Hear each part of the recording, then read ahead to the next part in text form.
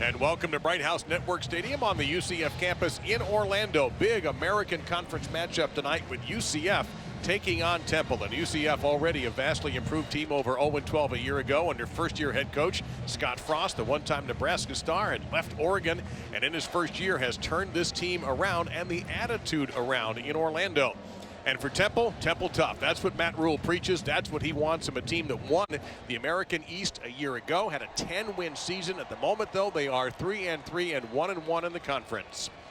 And you are watching the American on ESPN. Tonight's matchup does feature a critical game in the East in the American, with Temple coming in at 500 across the board. And UCF forced off last week because of Hurricane Matthew at 3-2 and 1-0 in the American East. Hello again, everybody. Along with Rini and Golia, I'm Dave Lamont, and we thank you very much for joining us. Let's all play a game.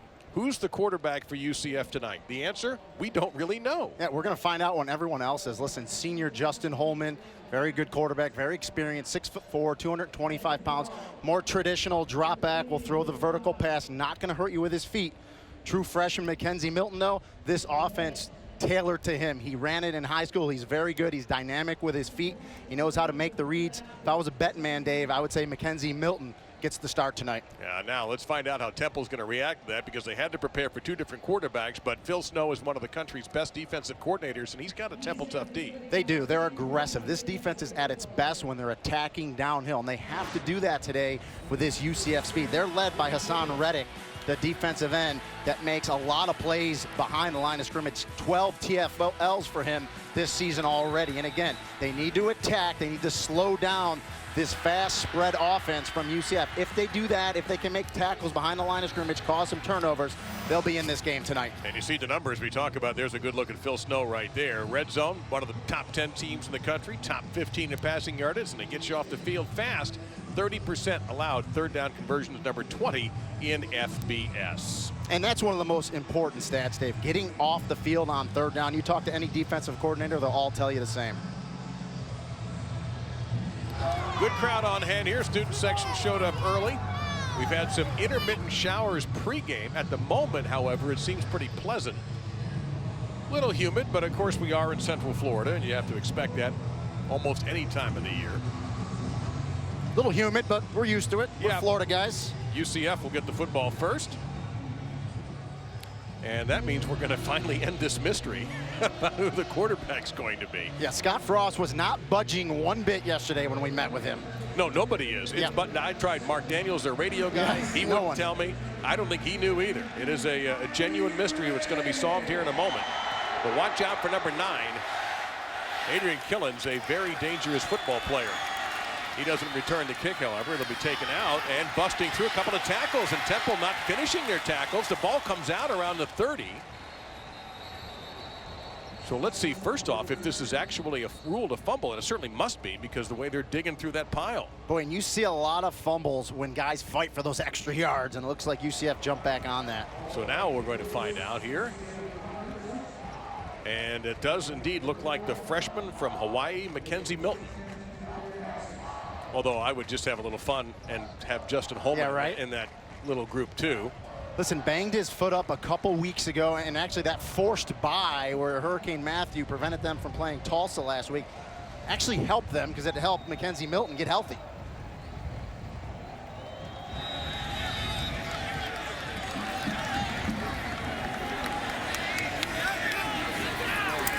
And Melton comes out firing. Catch made at the 35-yard line.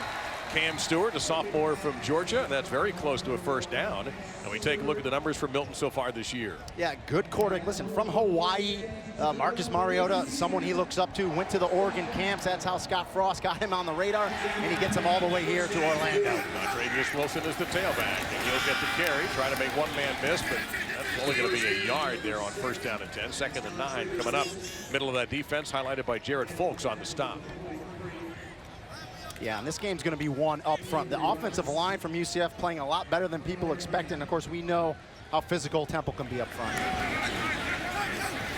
They bring a little pressure off of the edge, and running through some of that is Wilson. Folks again in there on the tackle, number 44, gain of 4, third down and 5.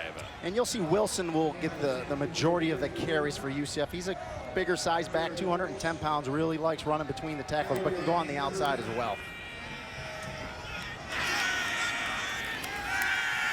Little pressure here from those ends. Milton was hit as he throws, but he finds Traquan Smith at the 20-yard line. Smith will get to the end zone, and UCF is on the board just like that.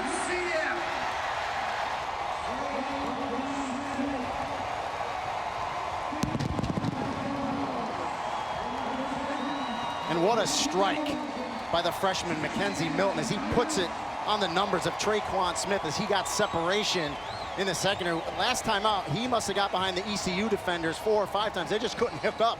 Boy, right off the bat, they go to Traquan Smith vertical down the field. Smith's 17th catch, his 3rd touchdown of the year. He was the American Conference Rookie of the Year a year ago. And they're lining up to go for 2 with a little trick play. That's Nick Patty, the 3rd-string quarterback, wide open. Did he stay in? Yes. Touchdown. Make the, 2-point conversion for UCF. Feels like a touchdown, though. Nick Patty, former quarterback right here at Orlando, Dr. Phillips High School. And you see the little muddle huddle as they do the reverse to Patty. Aaron Cochran, a defensive lineman, made the catch. Yeah, let's take a look at his feet, Dave. Make sure he got them in. Oh, yeah. And he does, yeah. Yep, only need 1. That's right. So a touchdown, 55 yards, the 2-point conversion, and UCF is off to a rocket start.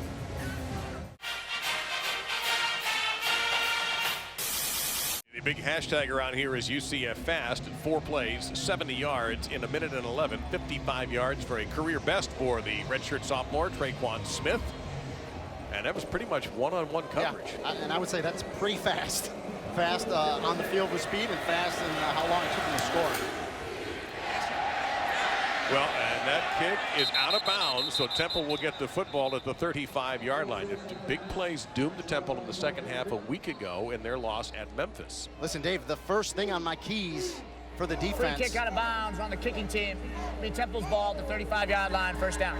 As we get the call, the first thing I have, Dave, is eliminate big plays. That's the key that Bill Snow told us. And as we take a look at this play here, listen, one-on-one on the top.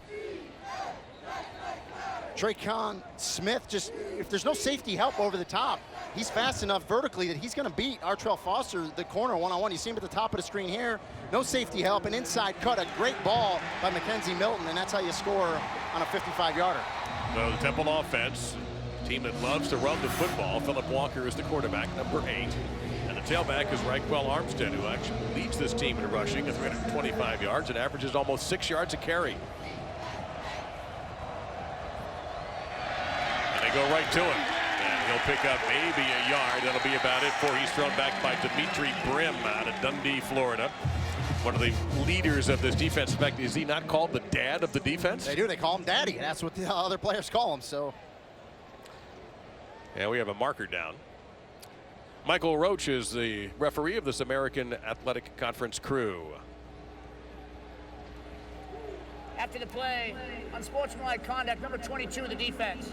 It's a 15-yard penalty, automatic 1st down. That's number 22's first unsportsmanlike foul. That is T.J. Mutcherson. Watch 22 right here, and a little, 2. Yeah, 1 might have been an accident. 2. I was with you. He was going to get away with the right foot, but when he brought the left one in, he got called. And of course, they didn't call personal foul. They called unsportsmanlike conduct. You get 2 of those, you're gone. So that's Mutcherson's first of the game, obviously. So we'll watch that. Jahan Thomas now. Jahan Thomas is the tailback, number 5. They have Nick Sharga in the fullback spot there, number 4. Excellent blocker. A pitch to Thomas. He's got a couple of blocks, cuts back, but UCF is quick. And he was cut down that time by Shaquan Burkett, number 2. There you take a look at Phillip Walker, the senior from Elizabeth, New Jersey, the established number 1 quarterback. He holds several career school records, as you see right there, including TDs and wins. And it's his team to lead all season long. He's got a great arm. He throws a nice ball. Very experienced guy, and just hasn't really got it going the way he would like, though, thus far this season. High formation here, 2nd down. Thomas tripped up. Tony Garra, number 93, tripped him up. Short gain there. 3rd down and long. Talking to defensive coordinator Eric Chenander, you know, this is a defense that last year was a 40 front. He moved him to a 30 front. He said his personnel fits that. And you see Garra, a lot of guys thought, you know, he was kind of done. He can't play. Got in shape a lot quicker. And that defensive line, that defensive front 7, making a lot of plays for UCF. 3rd down and 8.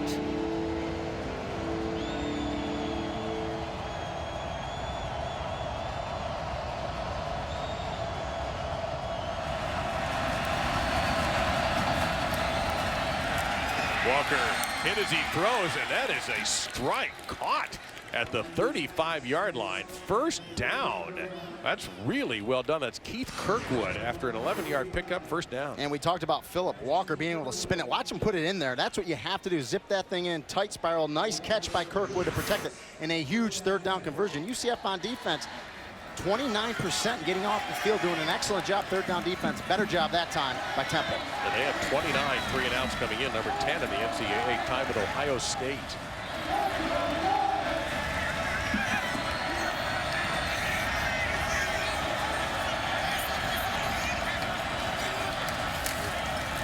Back to the ground, gets a couple of good lead blocks, but again, UCF has some speed defensively. Thomas cut down at the line of scrimmage that time, again by Burkett. And Burkett's a linebacker, 230 pounds. He reads and reacts very well, and you see how he flies up, Dave, and that's a couple tackles behind the line of scrimmage already for Chiquan Burkett. Redshirt junior out of Montgomery, Alabama. They're going to give him a yard, second down and 9. They overload the right side of the field. There's no receiver at the top of your screen. And they cut back the other way. Adonis Jennings on the end around. Gets a couple of good blocks. Jennings will get it the first down to the 23 before Mutcherson drags him down. That's a gain of 12 with a little trick play. Perfect play call, but a great play by TJ Mutcherson because he saves a touchdown. He's the only one. You called it. They look like they're running option to the short side of the field. They come back with a reverse to Jennings. Got blockers out in front, and Mutcherson, boy, one block there, and he was gone if Deion Dawkins could have picked that up. Good play call, though. Mike Thomas is the coordinator for Matt Rule's Temple Owls on offense. And this is Isaiah Wright. And we have flags down. Wright is an all-purpose offensive player for the Owls.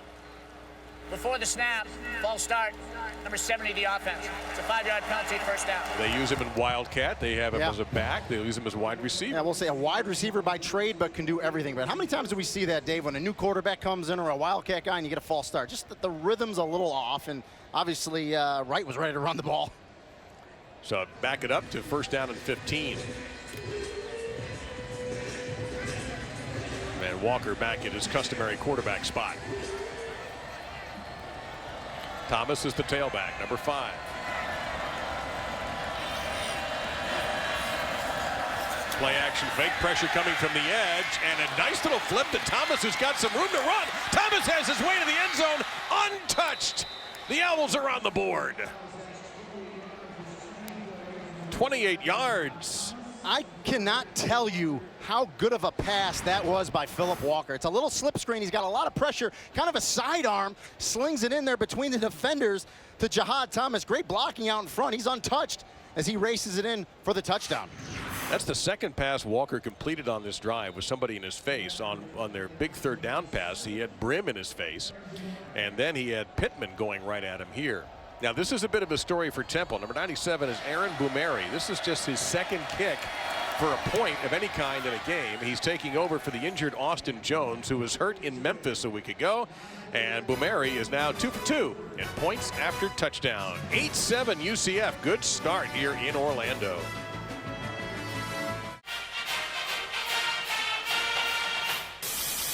This is Backstage Pass weekend along our family of networks. And our Backstage Pass, we have a little bit of a cheat code advantage here at UCF in Orlando, and it's an opportunity to show you how the police and all the agencies really around this area, and it's a gigantic area and a gigantic campus, prepare for a typical game. You see what it takes, 11 different agencies, 205 officers. You see the man hour just to put this game on. Now, this is a 40,000 seat stadium. Could you imagine there's 100,000 seat stadiums, you double it? I mean, it's a big production. They have meetings all week long, and obviously full disclosure for those that don't know, I am a police officer, 17 years, and I've actually worked events like this, and it's a lot goes into it. We will have more on that.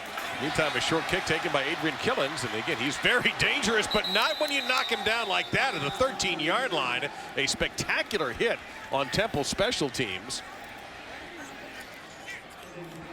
Looks like Brandon Mack. Yeah, and you know, with Killen's returning the 100-yarder versus East Carolina. Temple was going to get after him on special teams, and he's the type of guy you can't let him get going, and that's how you get him right there. Get to him and put him down. Yeah, that's double numbers there. That's actually a Toki, the tight end, number 19. The but broadcaster cursed the double numbers. The double numbers, and it is a 1st and 10, but only at the 15-yard line for Mackenzie Melton, who got this game-time decision start from Scott Frost at quarterback.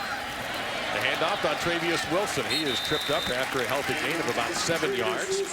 Folks was in there again. So was Nate L. Smith. Seems like he's been playing at Temple about 10 years at that safety position, number 13. Yeah, when you go back through your old notes and everything, Nate L. Smith, yep, there's Nate L. Smith again. He's been there a while, but this is his last season there. That's a run pass option. Milton on the keeper. They'll get a first down. The hit made by Avery Williams. The ball squirted out. The catch was made there by Taylor Oldham, number 20. Yeah, you'll hear offensive corners. This is called an RPO, run pass option, because Milton could give it to the running back. He pulls it. He can keep it himself, or he can pass it. That's the play you watch. You don't want those offensive linemen drifting downfield. They can only be 3.5 yards, and that was run to perfection there for the first down.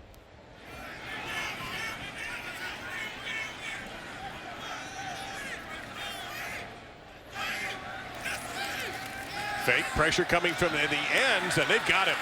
Hassan Reddick flushed him out. Praise Martin Aguique, number 50, finished him off. And both of these Temple ends are outstanding. That is Martin Aguique's 2nd sack of the season. Yeah, Phil Snow will rotate a lot of guys in up front, but not those two defense ends. 50, Martin Aguique, and 7, Hassan Reddick. They will put pressure off the edge. And as you said, Dave, Reddick gets there first.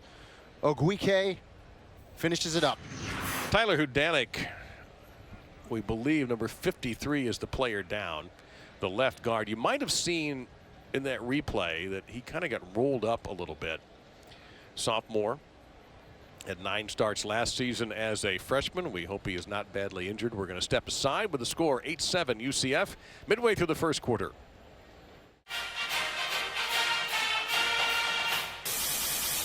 Well, we continue with our ESPN Backstage Pass, taking a look at how law enforcement helps prepare Rini for a UCF football game. Yeah, as I said, a lot of meetings, a lot goes into it, a lot of different units, special operations, and you can see what a detail it is. And it's not just police, all first responders, fire, you name it, hazardous material, everybody's here, and it's a collaborative effort, but they do a nice job, and a lot of people don't realize what it takes to put on a sporting event like this. And it's one of the reasons that there was no game here a week ago Friday.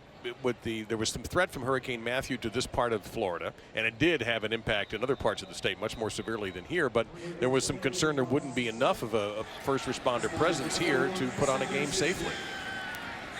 Travius Wilson, the tailback, number 7 for the home team. Up 8-7 is Milton under pressure again. Throws too high. Incomplete, intended for Cam Stewart. It'll be 3rd down and 16 to go. See what's coming up a little bit later on in our family of networks. Boise looking good again. Yeah. And Washington State under Mike Leach got him playing pretty good. Turning around this very slowly. 3 of 3 for Milton to begin with. That was his first incompletion.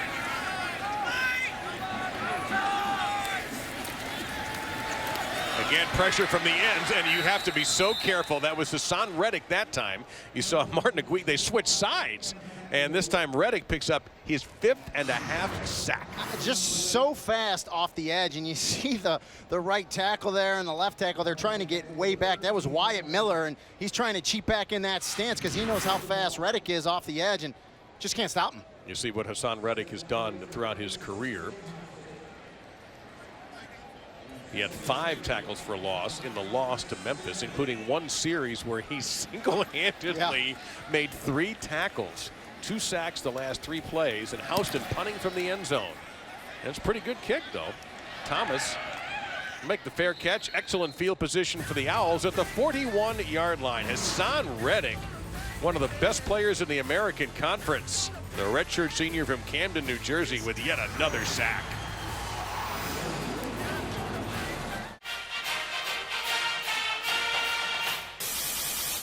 This college football season, stream every game live on the ESPN app and on Watch ESPN. Download the app or visit watchespn.com today. Rini Angolia, Dave Lamont, Bright House Network Stadium on the UCF campus.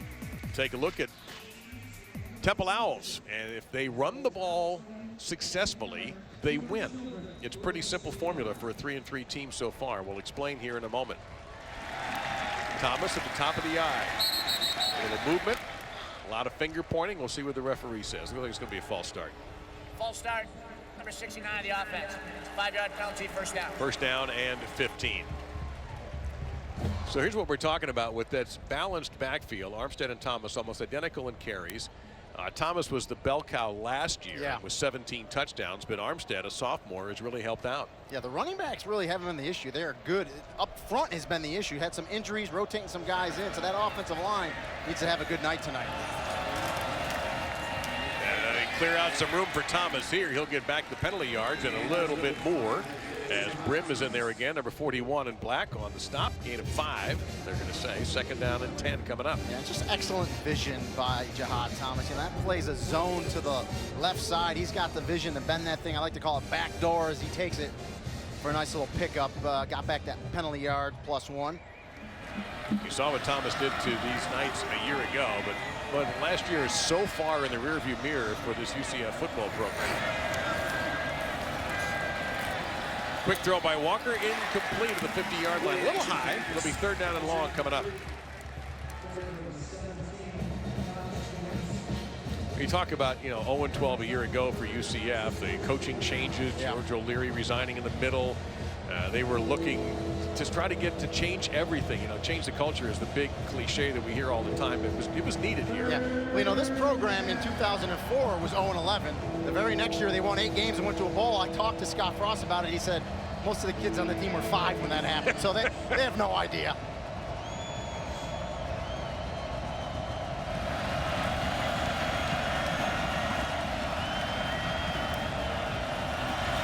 Thomas staying in the block, and it's not. Oh, Walker escapes. Can he get rid of it? That's a Tarkenton-like move. Throws across his body. That's very dangerous, and it's incomplete. Drico Johnson, number 21, the safety, nearly picked that off. This is pretty spectacular, but it was almost a disaster for Temple. I mean, Phillip Walker's a magician here. Should have been sacked by Jemias Pittman right in the middle. Gets away. He's going to get away again. You said it, Dave. Never, and I say never, throw the ball back into the middle of the field like that. Should have been picked off by Drico Johnson, but boy, watch how fast he is in real time.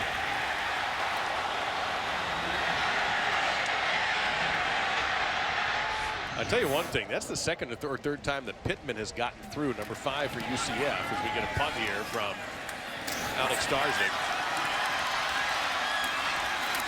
Chris Johnson on the return to around the 29-30 yard line. So there's a concern at the nose guard out of Moultrie, Georgia.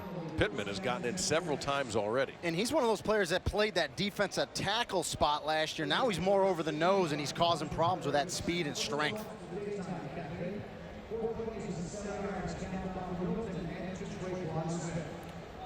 Take a look at Mackenzie Melton, who's the starting quarterback tonight for UCF. A game-time decision was either going to be he or Justin Holman, who played 2 weeks ago in UCF's win at East Carolina. Milton was injured and could not play in that game. He is just a freshman from Hawaii. Had ties to head coach Scott Frost visiting an Oregon camp a few years ago. And he runs out of time and throws it away. Good move there. Second down and 10. He already been sacked 2 of the last 3 plays, so he had to get rid of the ball there. Avery Ellis that time came in and put the heat on. And good job finding a receiver. He's not out of the pocket, so if he throws that away, he's got to get it in the vicinity of the receiver, and he knew where to throw that one in the ground. Yeah, the scramble drill was on for that receiving corps. They came back to the QB.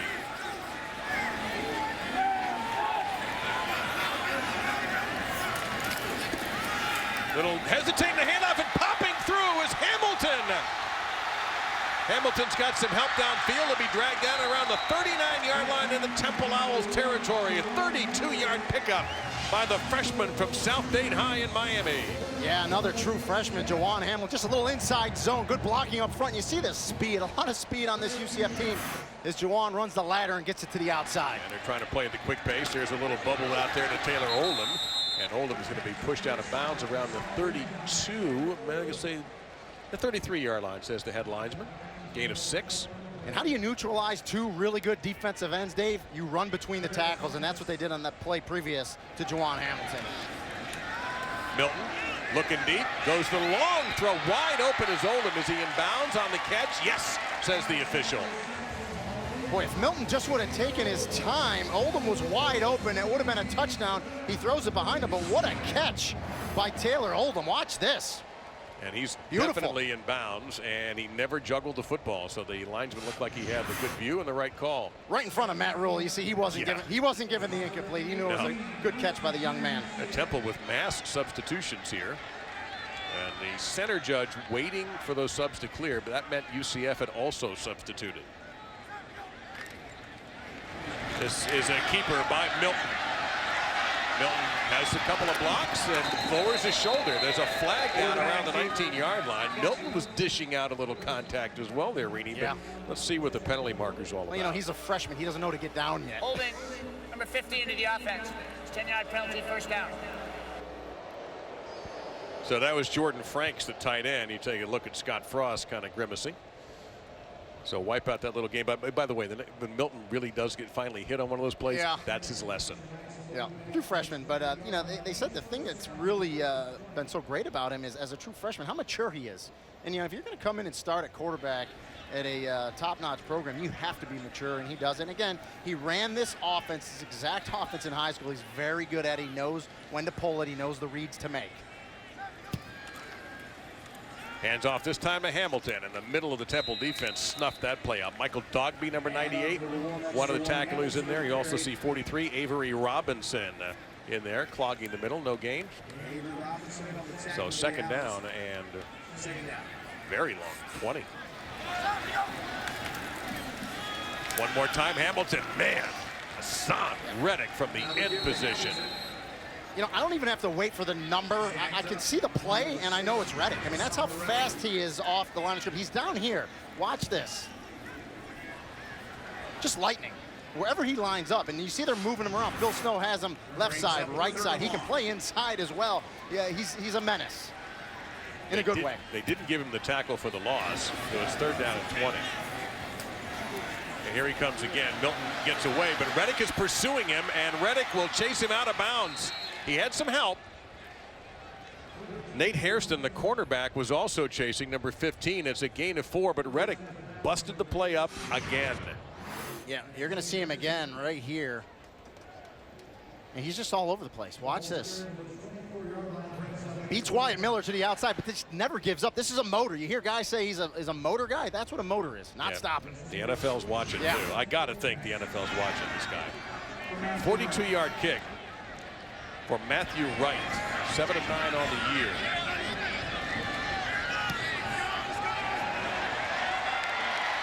Eight of 10 on the year, and UCF extends their lead to 11-7. They hit a 2-point conversion on their touchdown. That was solidly struck by Wright.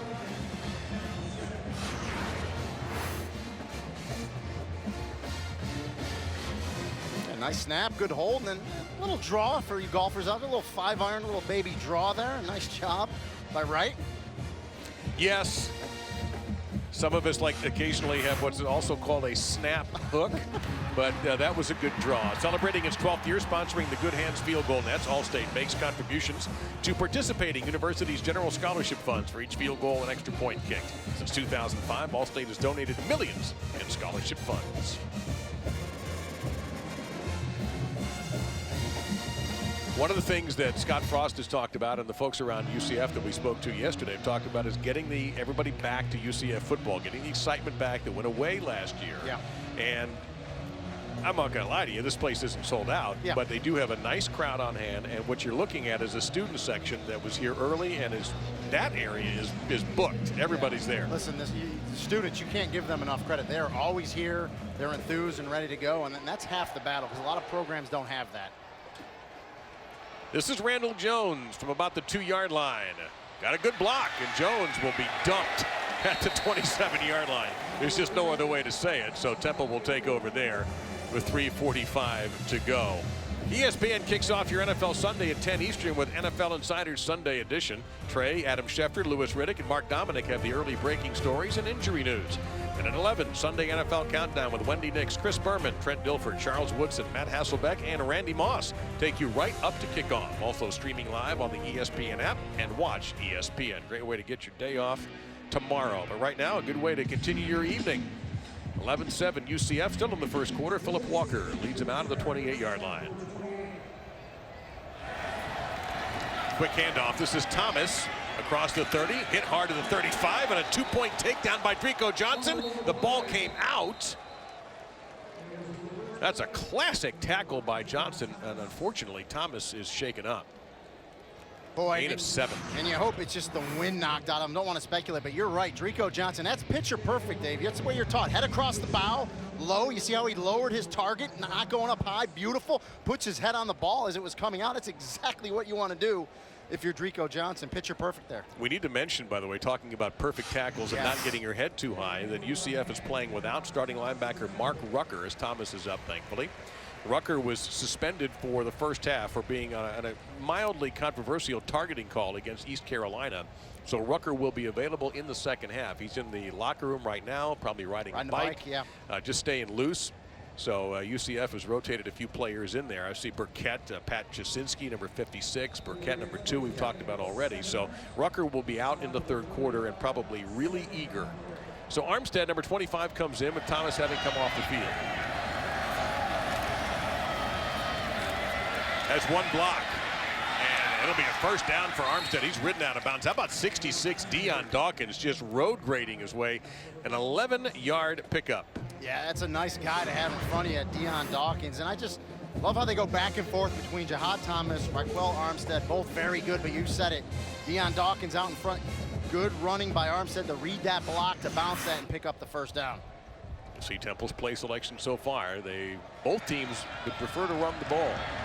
The big play for UCF was a 55-yard touchdown pass.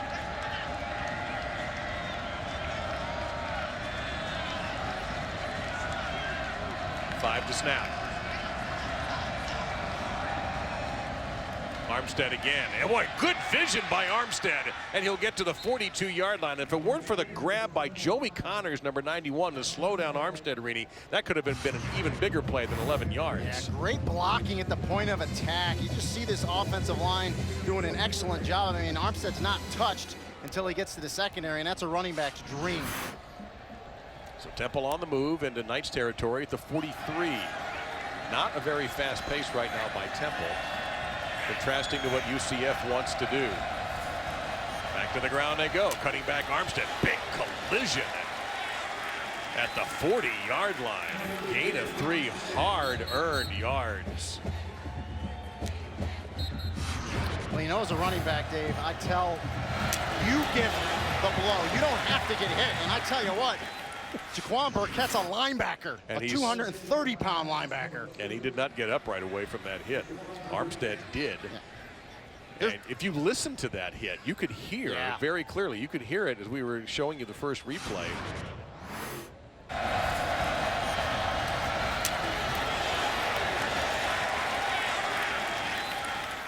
Now, there's no rule in football that the running back can't give the hit, and that's how you give a hit right there.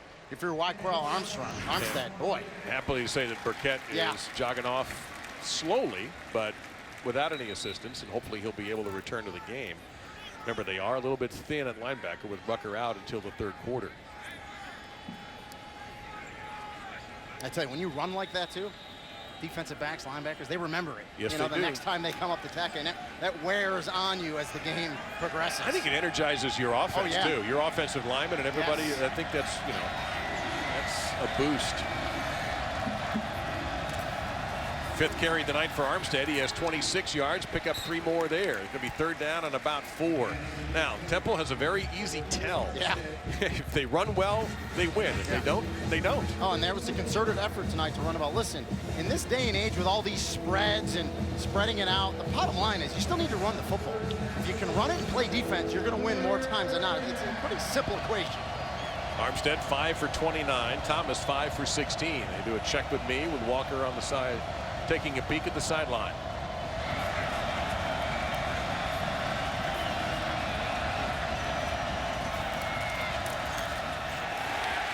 Short of the first down by 2 yards. And Pittman, who has been at times unblockable, number 5 there, in there on the stop. Here's an interesting call. 4th and 2 with an inexperienced kicker on your sideline. And you're in that tweener land, Dave. It's going to be about a 52-yarder, so I think this is a no-brainer. I think you go for it here. Matt Rule agrees with you in his 4th season at Temple. 4th down and 2. You see what they've done? That's not a bad percentage, 56, but only tied for 8th in the AAC. Armstead is the running back. 6 straight run plays so far, and we're going to have a timeout called by the Owls. Boy, and I tell you, UCF defensively looked like they were a little disorganized there, but yet Temple needed to call that timeout. Hey, you wonder who decided that. Was the offensive coordinator saying, hey, this doesn't look right. Yeah. I don't like the way UCF is lined up. Maybe there was a miscommunication there on the play. Matt Rule is making sure he has the right people in there. Now, we mentioned that Aaron Boumeri is the kicker. Last week, Austin Jones, on a kickoff return, got injured. There he is, and he's going to get blocked in the back. By the way, a penalty that wasn't called. And this was part of a bit of a collapse in all 3 phases of the game by Temple. Offensively, they gave up a touchdown. Defensively, they gave up a long play, and they gave up that touchdown. And you take a look at Boumeri, he's a true freshman. Number 97 on the left there. Yeah. And Austin Jones had ACL surgery this week, and it's unfortunate because he's from Orlando, played at Boone High School, was looking forward to coming back in front of friends and family, and that happened last week. So 4th and 2.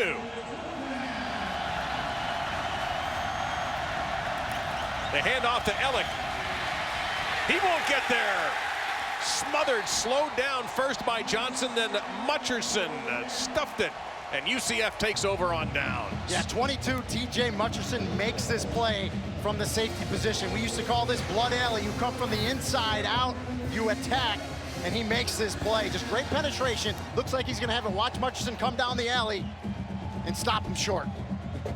So UCF will take over. Huge defensive play. They had been giving up on 4th downs 55%, so their percentage improves. 7 plays, all runs, and they wind up with nothing. By the way, they're pretty tough against the run. I think Mutcherson made up for that cheap 15-yarder he had early, so good play there and good stop by that UCF team. We'll see what this propels the Knights on offense. Behind the freshman, Mackenzie Melton. Stewart goes in motion. They go the other way with Hamilton. Hamilton trying to bounce outside and was able to break away a little bit and make a small gain out of it before who else but Hassan Reddick brought him down. But going to be the final play of the first quarter. Both teams scoring on their opening drives in this one. UCF hooking up with Traquan Smith on a 55-yard touchdown pass, but Temple countered on a lively and comfortable evening in Central Florida with UCF in front in a big game in the American, 11-7 through 1 quarter.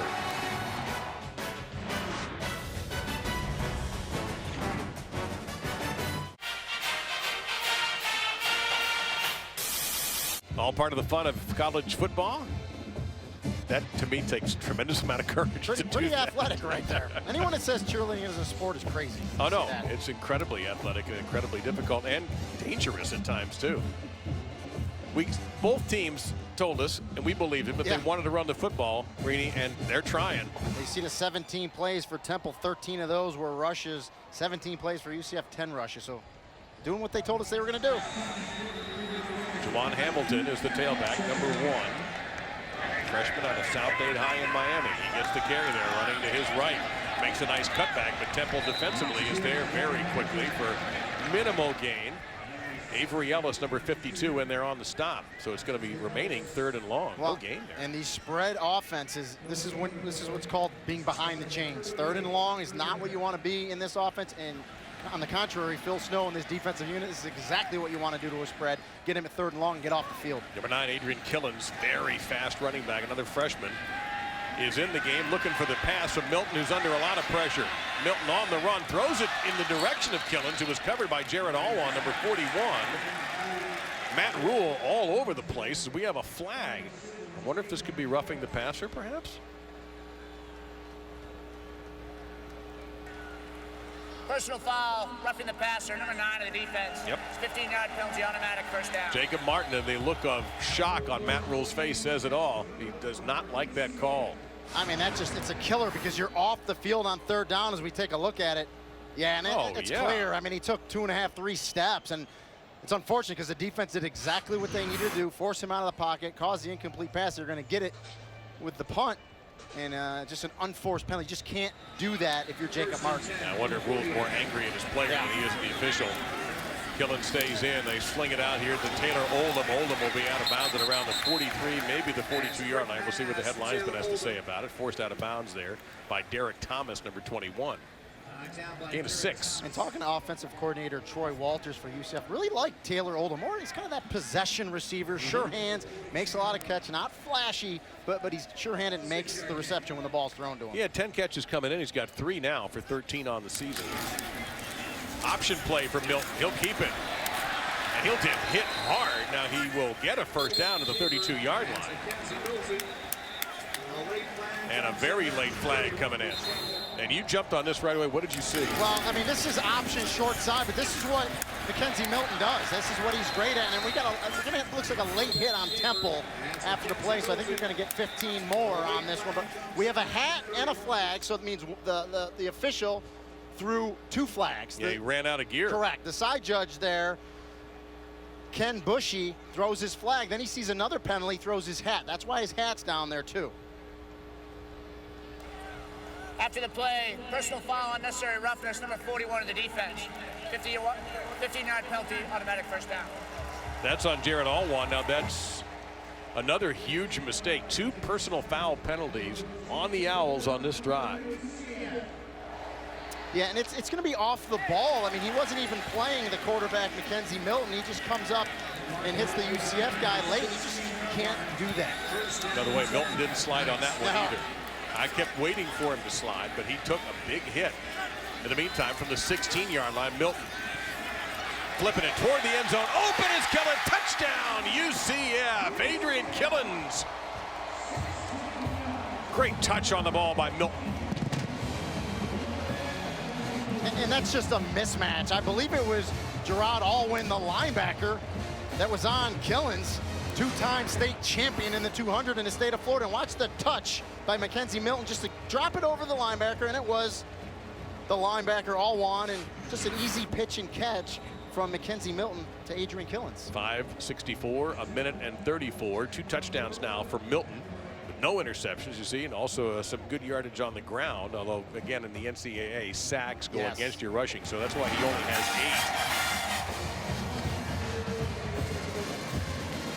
8. And again, we talked about in the open, Mackenzie Melton, this offense tailor-made for him. Knows how to make the reads, a little touch pass over the linebacker to Adrian Killens. UCF leads it 18-7.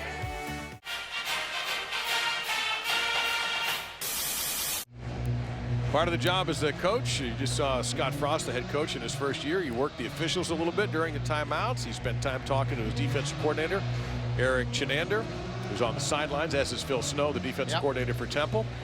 Scott Frost comes with a great background with Oregon and that Chip Kelly offense that's changed college football. Yeah. Well, and he told us that yesterday, but the other thing too, first-year head coach, a lot on his plate, also calls the plays. He's the offensive coordinator as well. And he admits down the road he may cede that, but right now, because this offense is kind of his baby, that he would prefer to run that himself. 8:15 Eastern on ESPN. The Monday Night Football Week 6 features Brandon Marshall and the Jets taking on Larry Fitzgerald, David Johnson, and the Cardinals. Coverage begins at 6 Eastern with Monday Night Countdown, served by Applebee's. Also streaming live on Watch ESPN. Something's got to give. Both these teams not playing as well, I think, as their fan bases thought they would to start the season. And Jets particularly been puzzling the last few weeks, so we'll see. Yeah, the Cardinals were hyped as a possible NFC representative for the Super Bowl.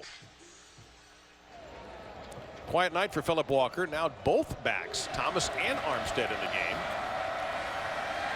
And they'll just throw it away. And 2 choices on the screen, and now some after the play pushing and shoving. 2 of the big fellas going at it. Well, they don't know. Hill. Yeah. They don't know if it's a fumble. They just know the ball's rolling on the ground, so they're diving after it, rightfully so. Tristan Hill and Leon Johnson. Hilfer there, you take a look at Hill. Now there's a flag there. I think they're going to get a Walker for intentional grounding, Dave. Well, I thought I saw a receiver in there with Armstead. Intentional grounding, number 8 of the offense. Lots of down, response foul, 7 down. He's going to argue that he was throwing in the direction of Raquel Armstead, so let's see if he has an argument. Let's take a look at it. Yeah, you know, and I think the problem is he kind of threw it directly into the ground, and you got to get it a little more towards your back. He was out there, and, you know, but give Jemias Pittman the assist on that because he was in there again with the pressure on Phillip Walker. So 2nd down and 20 after the penalty, and now I do understand the call a little better after seeing it on the replay.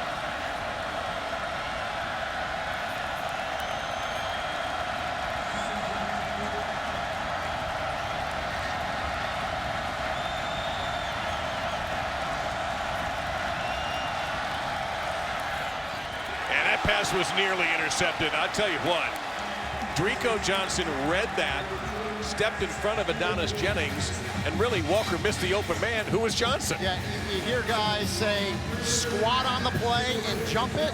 That's what Drico Johnson did right there. And if you're right, if the pass was better, it looked like it might have even been tipped at the line of scrimmage. Yeah. If it's not, that's a pick 6 for Drico Johnson. 3rd and 20.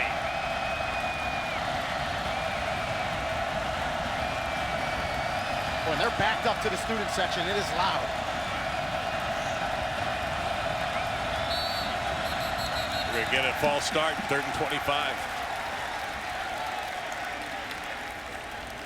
False start, 53 in the offense. 5-yard penalty, 3rd down. And now they're 5 yards closer to the students. Well, they're fired up. It's homecoming, which adds a little extra juice to any game you go to in college football. It's a fan base that was hungry. Listen, they didn't win a game last year, so you know they're going to get excited when they're obviously winning now.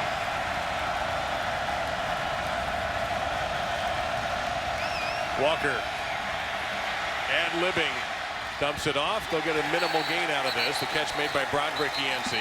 And no catch, says the linesman. Incomplete pass. It'll be 4th and long, and the heat's going to be on Alex Starzyk, the punter. And that was Shaquem Griffin, the outside linebacker. And you'll notice only has one hand, lost his hand at 4 years of age and can fly around. It doesn't hamper him one bit. Played safety last year. This new defensive staff, Eric Chenander, moved him to linebacker, and he's having a good year. Chris Johnson right at midfield, just above the UCF logo. A good job by the long snapper there. And Johnson's going to let this go, and this is a great punt by Starzyk. It'll be around the 36-yard line where that beanbag went down. 54-yard boot. Temple needed something to flush out the bad vibes from that bad drive, and they got a good punt.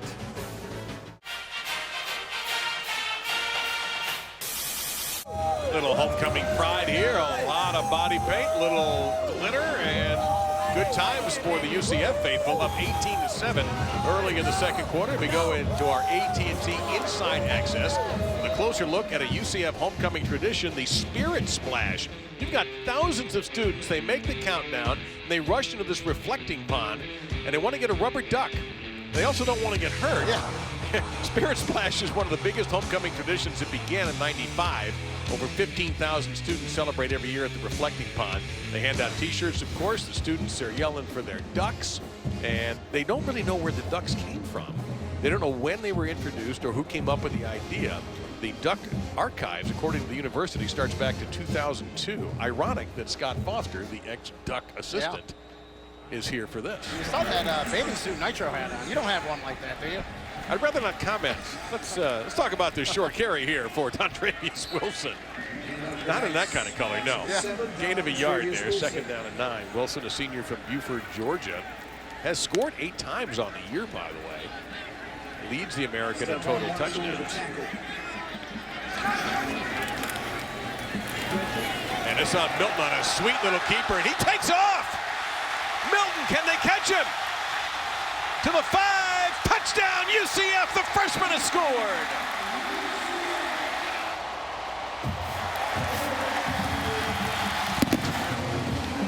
That's the first one tonight, Dave, that he pulled on the zone read. He's been giving it to Wilson, he's been giving it to Hamilton. I talked about how he can read it. Watch him read that defensive end. It was Ogwike, he was reading him. He came down, Milton pulls it, and he's off to the races, 63 yards for that touchdown. They were starting to catch him. If it had been about 70, they would have got him. But 63 is all he needed. A career-long rush for the freshman who started against Maryland and FIU and UCF. has popped this game open here in the second quarter against a Temple team that had a bad second half against Memphis and now struggling with this half in Orlando.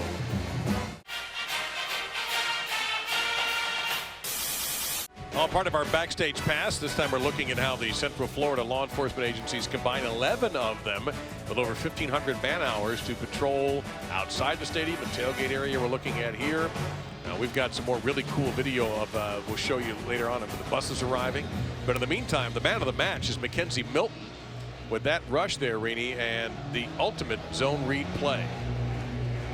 Yeah, we talked about how well he knew this offense, ran it in high school, and you're seeing why tonight. And there was a game time decision for Holman as to the quarterback, and obviously Scott Frost made the right move. And we talked about zone read. What Mackenzie Melton's watching right here is Ogwike, the end. If he comes down hard, he keeps it and goes. If he stays, he gives it to the running back, Dontravius Wilson. Obviously, as you can see, Martin Ogwike shoots down. Mackenzie Melton pulls it out of the belly on Dontravius Wilson, and he's around the end off to the races. Perfection. This right here is the second longest run by a UCF quarterback. We don't have an official trivia question. Would you like to guess who had the longest run? Dante Culpepper. Correct. 75 yards in 1997. So Temple's got to recover here very quickly as Walker's under a lot of pressure, steps away from some of that, but you can see that they were closing in on him at the 23-yard line. Big hit that time by Petrie. Yeah, and it's an energized UCF defense, and you said it, Dave. Temple needs to answer. A lot of time left in this second quarter, but you just feel it. The momentum UCF's getting. A big series here for Temple.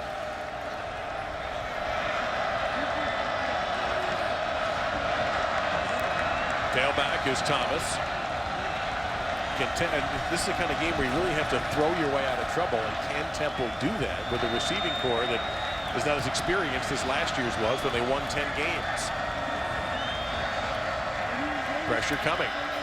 Walker hangs in, throws into traffic, it's intercepted. That's Mutcherson. Gets a big block. Mutcherson flags her down. He'll get inside as Thomas makes the tackle. Somebody went end over end. Yeah, and unfortunately for UCF, it's a block in the back. They'll retain possession. Going to still have good field position, but again, if you're Phillip Walker, boy, middle of the field, the safety sitting there, TJ Mutcherson, he's just playing center field, Dave. Comes up and makes the easy interception. Mutcherson's second interception at UCF. He's a former Iowa State Cyclone. He had 2 picks while he was playing in Ames. But you hit it on the head. This is not a Temple offense that's built to throw the ball in a catch-up mode. After the interception, illegal block in the back, number 18 of the defense. It'll be a 10-yard penalty. UCF will keep the ball, first down. And just good pressure. You're going to see Walker step up, and he just throws into double coverage. I mean, he just doesn't see the safety, apparently, because you just can't throw that ball, and you're going to see the block in the back right there by Shaquem Griffin. Good call by the officials, but a good interception, and this defensive Eric Chinander playing great. And, you know, in talking to Chinander about his goals, defensive unit, he told us sacks plus turnovers minus explosive plays equals a win. So Melton flings it from the pocket, and that's going to be incomplete. Second down and 10. Walker has gone cold, too, for Temple. He's missed his last 5. That includes that interception. So it's going to be difficult now for Temple to try to set themselves. First thing they're going to do is stop UCF, which they have not done the last few times. Yeah, they got to start attacking downhill, get those defensive ends back involved. But when you're running zone read correctly, boy, you can take those DNs out of it. Of course, great field position to the 36. Second down and 10. Melton, and there is the sack by Hassan Reddick, right on cue. And that's what they need to do. This defense is at the best when number 7, Hassan Reddick, is causing problems. You're going to see him right here, and he's standing up. He's good enough athletically to stand up, doesn't have to put the hand. And again, he beats Wyatt Miller. I mean, Wyatt Miller is going to be seeing number 7, Hassan Reddick, in his nightmares. 3 sacks by Temple. Reddick with a couple. And that's why I think he's going to be able to play on Sundays, Dave, because he can play standing up. He doesn't have to put his hand on the ground.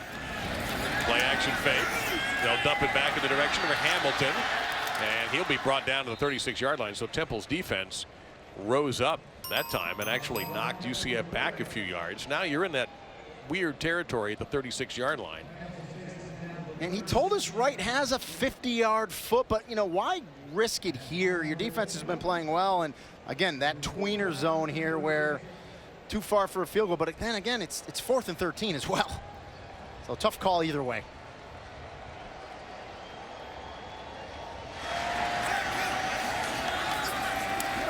And under a lot of pressure, Milton's going to be sacked for a loss.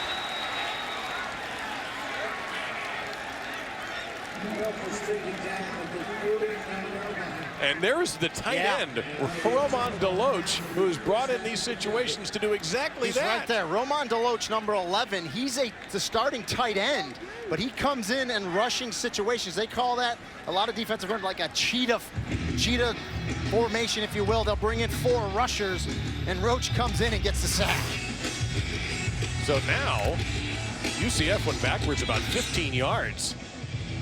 So Temple will get it in UCF territory after the 4th sack of the night.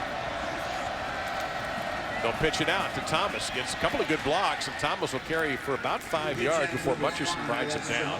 2nd down and about 5 coming up. Yeah, great stand by that Temple defense. UCF had great field position after the interception. Did what they needed to do, get their offense the ball back.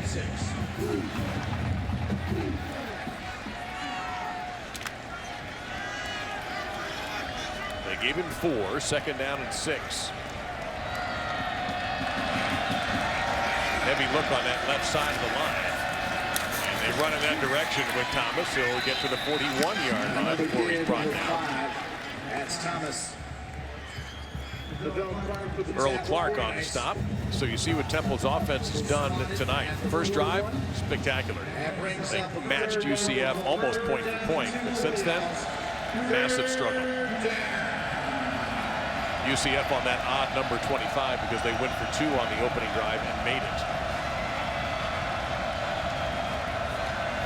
See what Temple has done on 3rd down.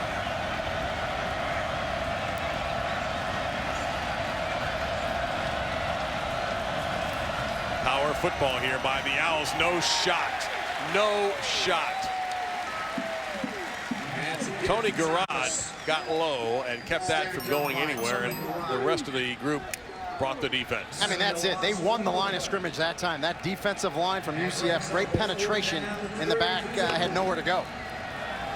So 4th down, you're down 18. Temple has tried 4th down once before and didn't get it. They need 3.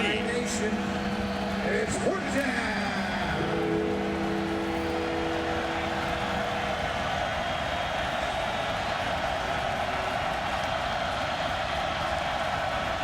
Thompson, the tight end, in motion. Walker thought about keeping it.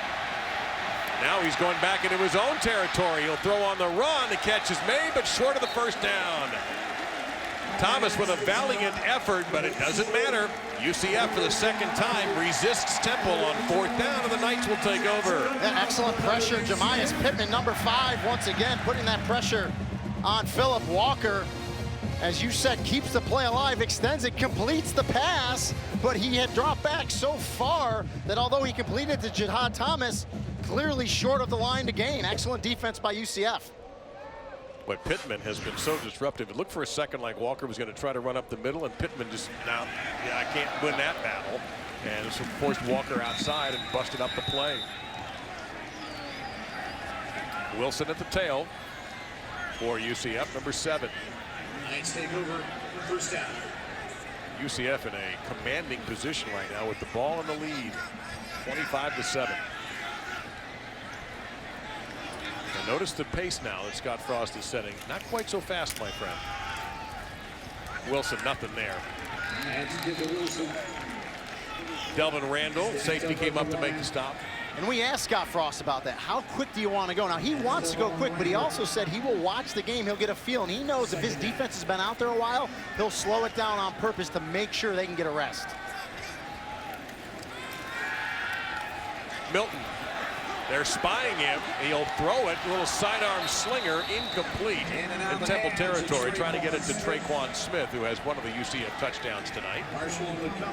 Boy, but that's what Mackenzie Melton can do. It looked like he was going to run. Everyone thought he was going to run. He can slide that little sidearm slinger to Traquan Smith, just can't complete it. But that's what a quarterback like that and those run-pass option offenses can do to you. Yeah, and you kind of have to spy him. Yeah, tough on to a play defend. like that, the linebacker, there has to be a linebacker watching it.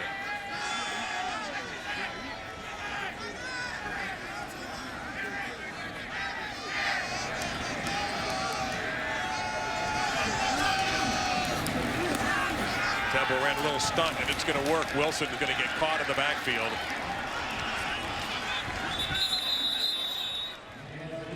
And there was a fumble on that play because you saw Beanbag come flying in, but Loss of Dontravius 5. Wilson jumped back on it. Yeah, tried to get a little slip draw in there, and Temple defensive front wasn't going to have anything to do with it there. Snuff it out. So Temple's defense has got a little salty the last couple of times when they really had to keep their team in the game. The issue now is they have not solved the UCF defense, which has played very well. Yeah, Temple defense, Phil Snow, they're doing what they need to do. They're getting stops now, getting the offense back the ball, but the offense with 7 minutes and running left in this half, important here that they get a score and get something positive here before they get into halftime. Notice number 11, the Loach was in on that play also, Yeah. so he's been, the couple of times he gets used, he's been very effective. This punt's going to roll out of bounds around the 28-yard line, and that's where Temple will take over. We will step aside. 6:45 to go as Matt Rule tries to light a fire under his offense.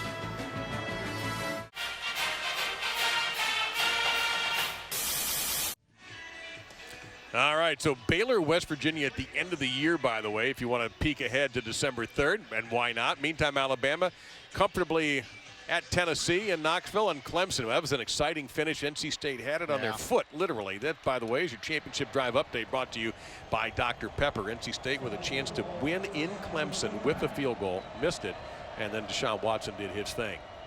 Play action for Walker, looking deep down the field. Going to take a shot. Open as the receiver was Adonis Jennings, but passed just a little bit off. He had a step on DJ Killings, the senior cornerback. And this is the largest deficit Temple has had this season, down 18. So 6:37 left in the second quarter. You're going to see some vertical shots. They're going to try to hit a home run quick, but decent coverage there by UCF. I don't blame him for trying. Yeah. You know a name we haven't called hardly at all tonight? Ventel Bryant. Yeah. 10 catches on the year, #1 in white for Temple. And he's going to be at the bottom of your screen. And they need to get him the ball. He didn't play the first 3 games with a shoulder injury, and he could be a key receiver for this Temple team. They're going to run the old option. There's a late pitch to Thomas, and UCF is too fast for that.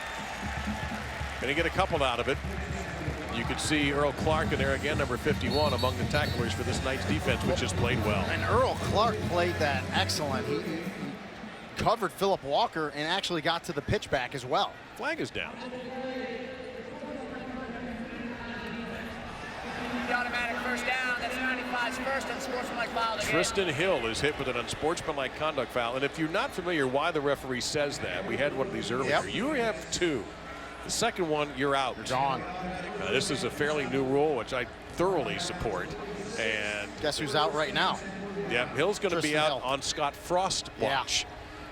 He's going to, I don't know if they're going to give him a really hard time about it, but they're going to take him out for a play to cool him down. So you get 2 and you're gone. Yeah, true freshman, so gotta mature a little bit. That moves the ball to the 46-yard line for the Owls. Now they're going to run a little reverse. This is Yancey, and was he going to throw it?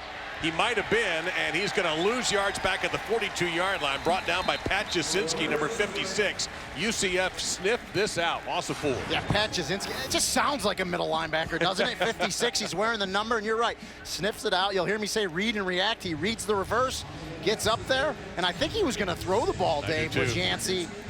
Thought he had the receiver there for a second. He did, but that disruption up front caused him to hold it, and a good job on the tackle by Jasinski. Armstead, the tailback now. Fake to him. Walker, quick throw. That's a nicely executed slant pattern into the 40-yard line, and there is Ventel Bryant.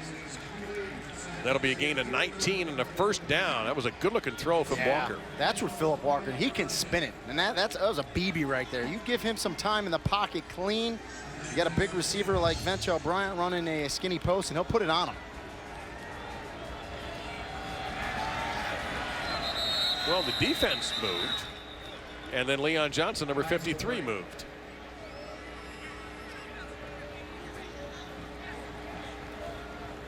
It looked like Johnson was reacting to the defense, so we'll see what they call here.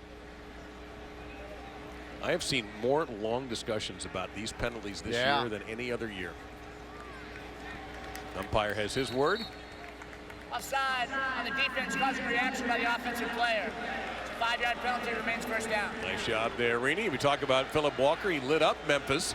445 yards, 59 pass attempts, which is not really what Matt Rule wants. We talked about this. That's not what the Temple offense does best. They just had to do it last week against Memphis, but they don't want to do that. Their druthers are run the ball. We showed you the graphic. Over 150 yards rushing. They're 3-0.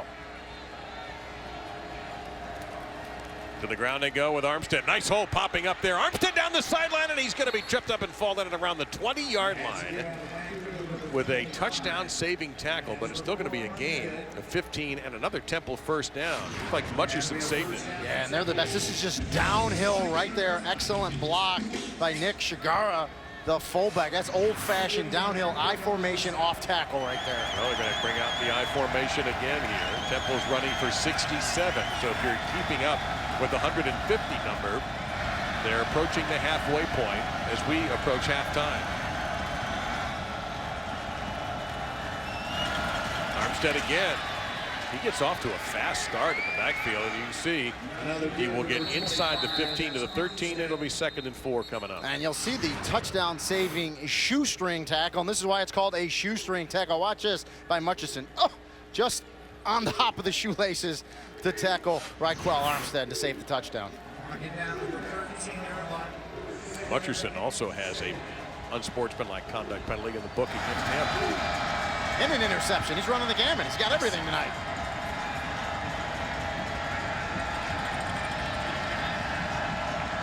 They're going to move the tight end, Colin Thompson, number 86. And running that direction. But that time, Armstead, boy, he got hit right on the football and hung on. Picked up a couple of very hard-earned yards, 3rd and 2. What he does really well, and you hear me say this as a former running back, he runs behind his pads. And what I mean by that, he gets low, he's got a good low center of gravity. He gets those pads out in front of him, and he's always delivering the blow, getting yards after contact. See his numbers on the evening. Now here comes a big 3rd down and 2.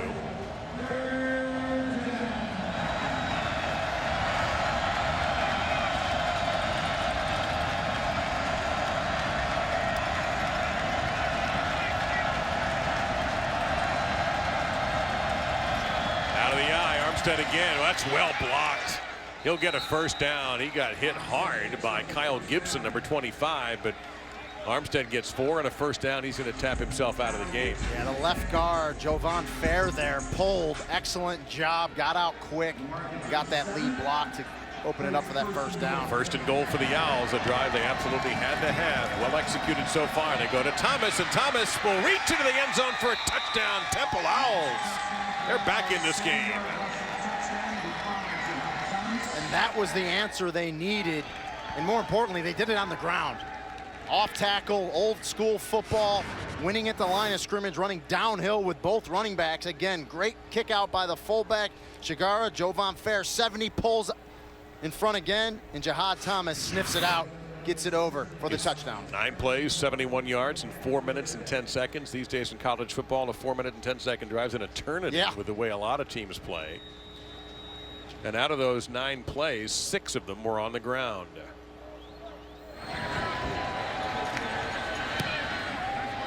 So Bumeri with a PAT.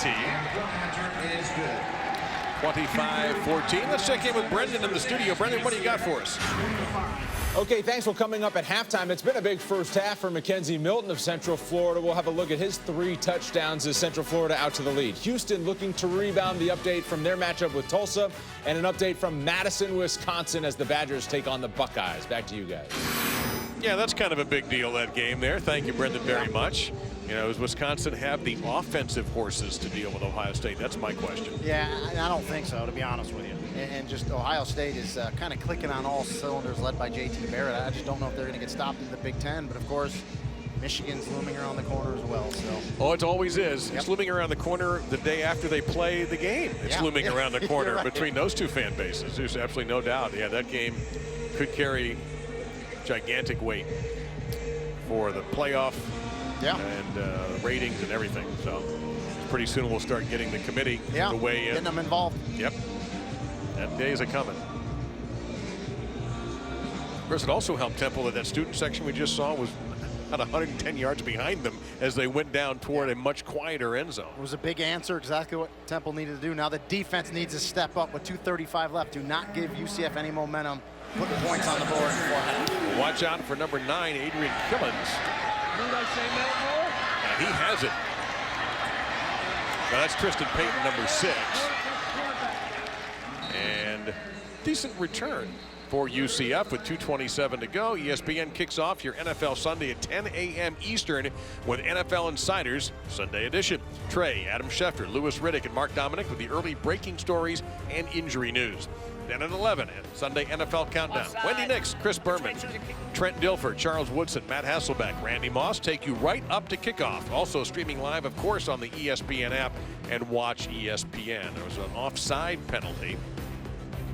UCF elected just to take the 5 at the end of the run, not have it re-kicked. That was their choice. Yeah, it was I think a good decision. Yeah. Payton did a nice job with a short kick. Well, yeah, you said it. Now you're at the 38-yard line. Great field position with 2:27 left in the half to put more points on. And 3 timeouts. Yep.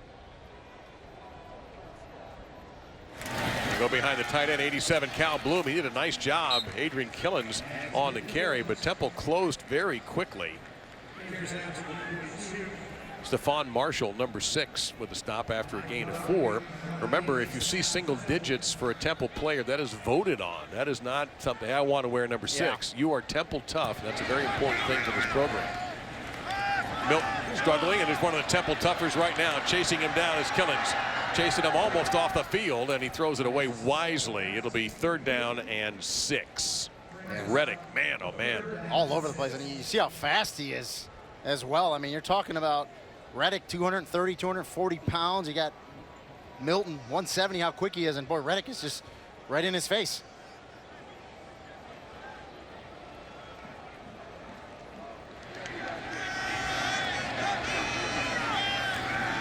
Milton under a little bit of pressure. There's a slinger out to Olam, and he's got the 1st down.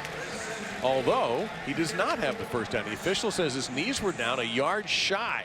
Well, I'm assuming he called a fumble because it looked like he had it and the ball comes out late. So let's see if a beanbag comes down, if it was a fumble or his knee was down. All right, we're going to look at all this. I thought he had made it, but let's see. It depends on where his knee went down. UCF's not waiting. Now we're going to get a timeout called by Temple. Yeah, and they were up ready to go, forcing Temple to call that timeout. So now we'll get a look at the play. 30-second timeout. Because there's a lot to digest there. Yeah, Scott Frost being aggressive may have caught Temple slightly off guard that time. And now Frost will also get about another 20 seconds to think about the play he wants to call, or if he wants to punt up 11. We're going to take a look back with our Buick Drive recap. And featuring the freshman quarterback, Mackenzie Melton. I mean, he's just a dynamic player here in the pocket, right off the bat to Traquan Smith, and they open the scoring up relatively quick in this game. And then a little touch pass to Adrian Killens, AK they call him, and then the zone read as he pulls it out of the belly of Dontravius Wilson as he's off to the races. Not going to get caught. And Milton going back out there. So bold move here by Scott Frost, because if they get stopped, Temple will have excellent field position. Or it could be a pooch. There's always that possibility, a pooch punt. Or you could get an offside. Wow. And it was clear to me that they were definitely offside. I didn't see any movement by the offense, and this is going to be a 1st down for UCF. Oh, that is a head slapper for Matt Rule. Offside, number 43 in defense. Unabated their quarterback. It's a 5-yard penalty, results in the 1st down. Man, Avery Robinson, a senior out of Harrisburg. Yeah, you're going to see it right there, just plain as day. I mean, you just have to be disciplined. You got to watch the ball. I mean, he's 2 yards offsides there. It's not even close. And it gives them a easy 1st down. 8 penalties, 54 yards on the Owls.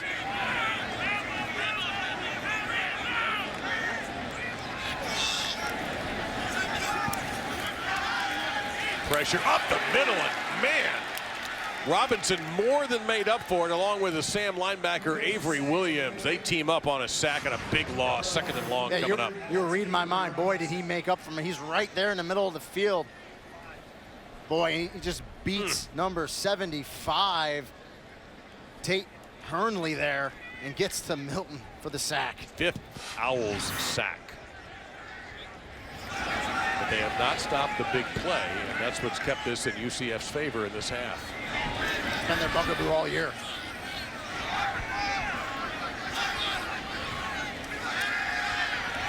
Getting rid of it. Franks couldn't make the catch. 3rd down and 18. That would have been a tough one for the tight end, Jordan Franks.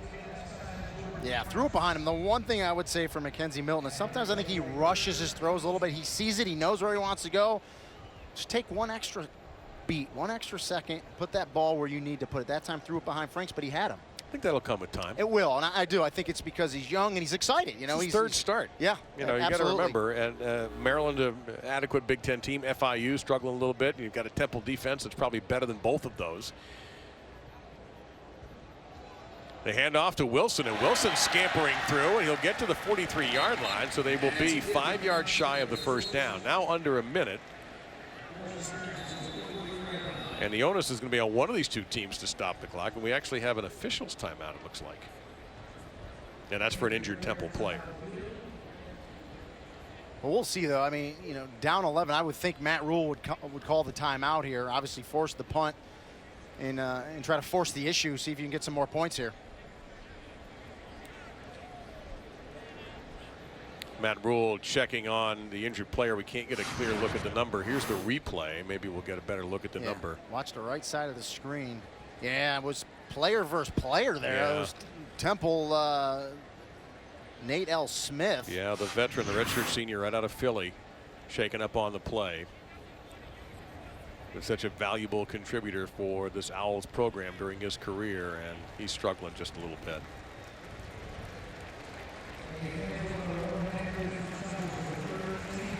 And I think it was Kyrie Lucas, his own player, that actually hit him, number 20. Happens so much, doesn't it?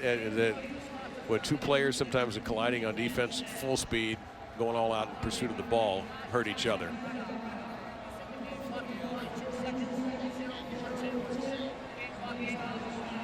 Thank you.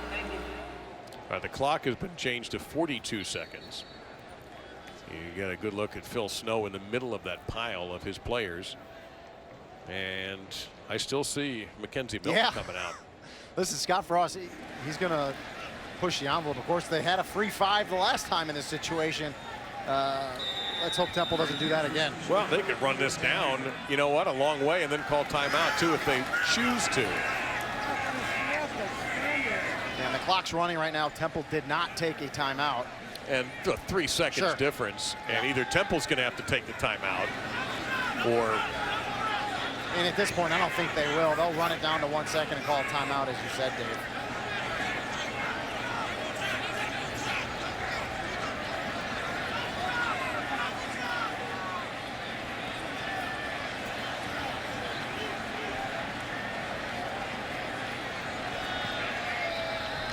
There's the timeout, beating the delay of game. So this is a big game in the American in the Eastern Division. Temple won this division last year. A magical season for them. 10 wins. You see South Florida at 2-0 and 5-1. That's a nice little group playing down there. That's very well tough for Willie Taggart. Well, UCF did not play last Friday. That's why they're a little bit behind in conference as far as down a game. And then Temple right behind them. A second loss would really wound Temple's opportunity to repeat. Not only 10 wins overall last year, but 7-1 in conference was Temple. So, I mean, this is a, you know, I hate to say a must win, but I believe it's a must win. Well, Temple's going to get their shot at USF next Friday on our air, as a matter of fact. You, sir, will be seeing the same UCF team at UConn. Little, what do they call that?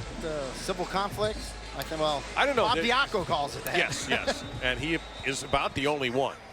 All right, down to 3 seconds.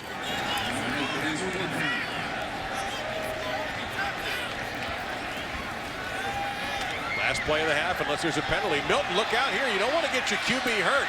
He's going to get sacked for a big loss by Jacob Martin. So that's going to mess up his rushing statistics. I was going to say, for a running quarterback, that is horrible. You don't want to do that. Well, 6 sacks for Temple, but they're down by 11. They've had a bizarre half. offensively and defensively, but they're still hanging in. 25-14 is our score at the half. Let's join Brendan Fitzgerald in studio with the halftime report. Brendan?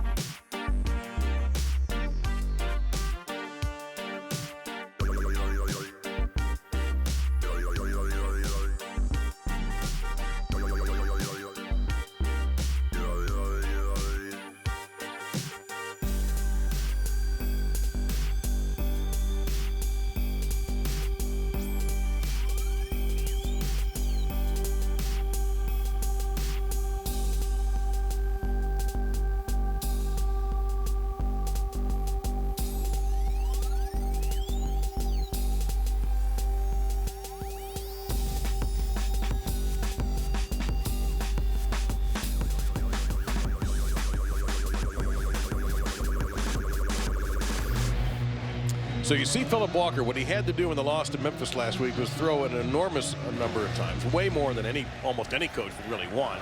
But he's only 4 of 10 through the first half.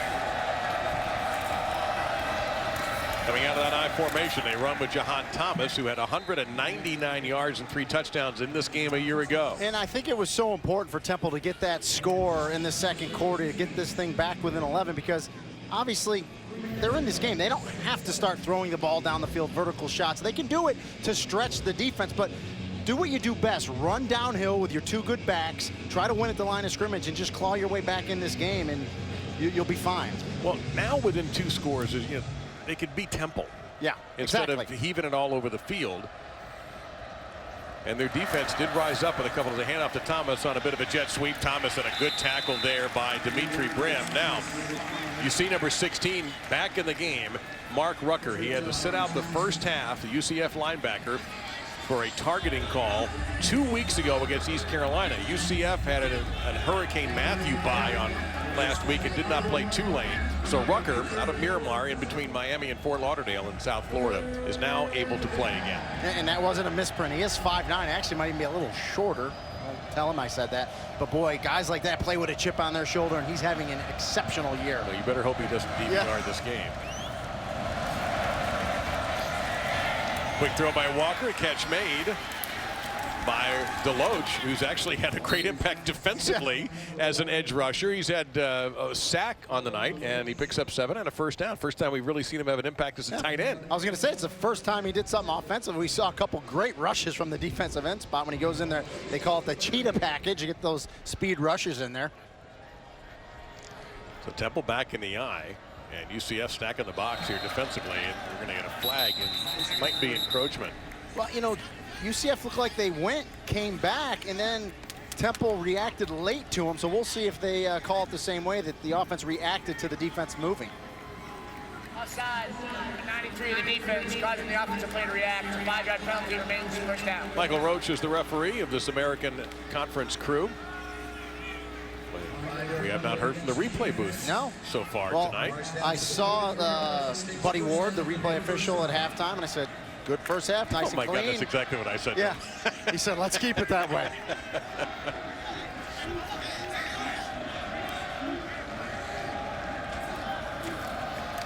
On 1st and 5, here is Thomas. Makes one man miss, and Thomas gets into UCF territory where he's spun down by TJ Mutcherson. Gain of 10. And Thomas is that kind of back that he gets better the more carries you give him. Little off tackle left, cuts it back to the right. Good vision, good blocking as he picks up the first down. And again, good tackle in the open field by Mutcherson, or that thing's going out the other end. Temple is 3-0 this year when they run for 150 yards. You see what they've done so far. We have a long way to go in this game, but you also see the score. They're going to keep going. Running that right side again, and Thomas pops free. He's smacked down at the 40-yard line. Gain of 7. 3 to go on second down. Boykins on the stop. And on the stop tonight, number 47. And you're seeing exactly the offense that Matt Rule in his 4th season here with the Owls wants to run. They load up the right side of that line where they've had success on this drive. Fullback Sharga makes it even more unbalanced on that right side. Where do they run? Nowhere. Play was absolutely ruined by Gerard Boykins, number 47. Yeah, I mean, it would behoove them to keep running it to the right side because they have success there. They like it. That time they go left and they run into some problems, and now it's third down. And they lost on that. They lost 3. So you're looking, instead of third 3 or whatever, now third down and 6.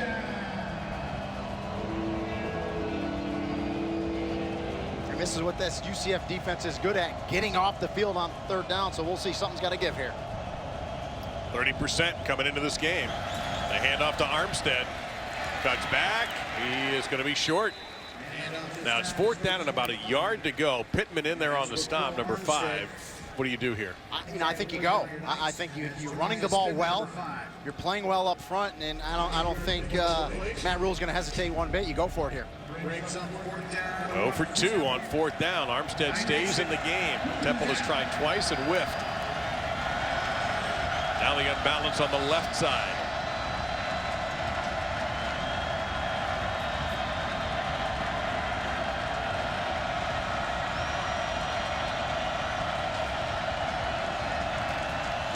Handoff straight ahead, hit contact, but falling off the contact is Armstead for a first down.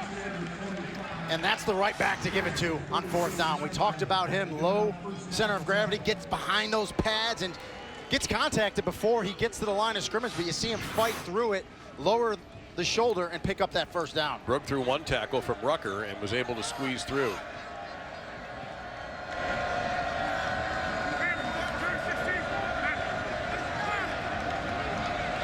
This is the opening drive of the 3rd quarter. They stay on the ground with Armstead. Do you feel, though, I feel that there is a big run coming here for Temple? Well, yeah, and that's what Temple does when they're playing their best. 4 yards, 6 yards, 4, 6, and then 40. And that's what you feel is going to happen on one of these off tackles. And really, they're one missed tackle away from a safety coming up for that to happen. 10th play of the drive.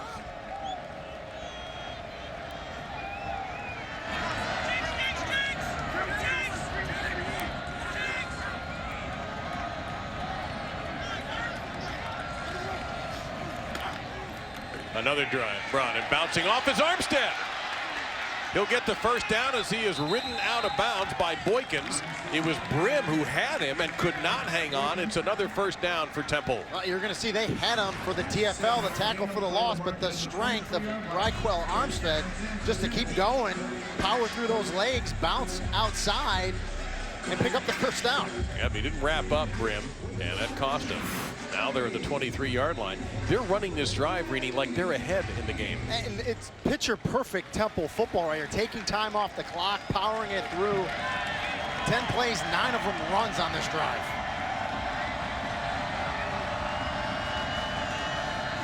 There's a play-action fake. Walker, and he's being chased. Hit as he throws back into traffic. A flag is down. A catch is made, rather remarkably, by Keith Kirkwood, number 89. You see where he's marked, a couple of yards shy of the first down. Let's see what the penalty's all about.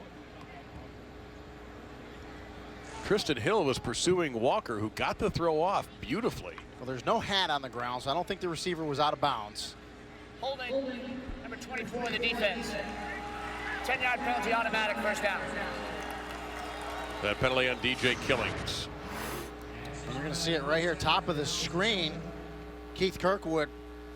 And you see, I mean, that's an easy call. Jersey gets pulled, yeah. That's a wonderful job by Kirkwood to come back to help his quarterback. And that's what you need to do, come back, and he made the catch. So you see Temple in the red zone. UCF defensively, 55% touchdowns allowed. Thomas is the tailback. He'll get it. He'll disappear into the crowd and get nothing. A lot of UCF Knights in there on that stop. It'll be second down. And long. In fact, he might have lost a yard there. Well, again, they went left side again. Went to the wide side of the field, but good defense there. It just seems like their success running the ball in this drive has been to that right side. They bring Bryant in at wide receiver, take out a tight end who was in there primarily for blocking. Boy, but in a game of football this year that's been so quick, so scoring. Wow, long drive, sustained drive. You don't see it a lot anymore. Yeah, UCF hasn't seen the football yet offensively. Temple trying to make this a one-score game. The 12th play of their drive is going to be a play-action fake. Walker under pressure again. Off the back foot, throws incomplete for Bryant. It'll be third down and 11. Every time they do throw the ball and try to throw the ball, the pressure is coming in. That was Mark Rucker right there. Again, we talked about him. Had to sit out the first half because of the targeting against East Carolina. But fresh, good pressure caused Phillip Walker to throw that before he wanted to. Incomplete and a big third down and 11.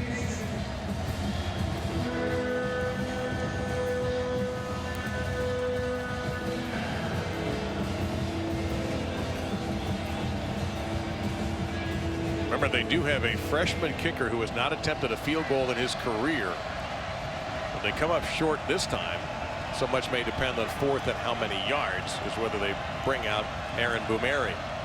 Walker dumps it off, dropped at the 7-yard line.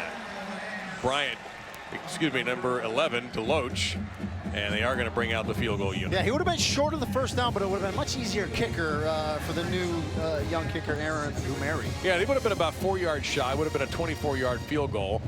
This is going to be 31. Still what we call the proverbial chip shot, so we'll see what the young kicker can do. He is replacing the injured Austin Jones, who's lost for the year last week. They're going to officially call it 32.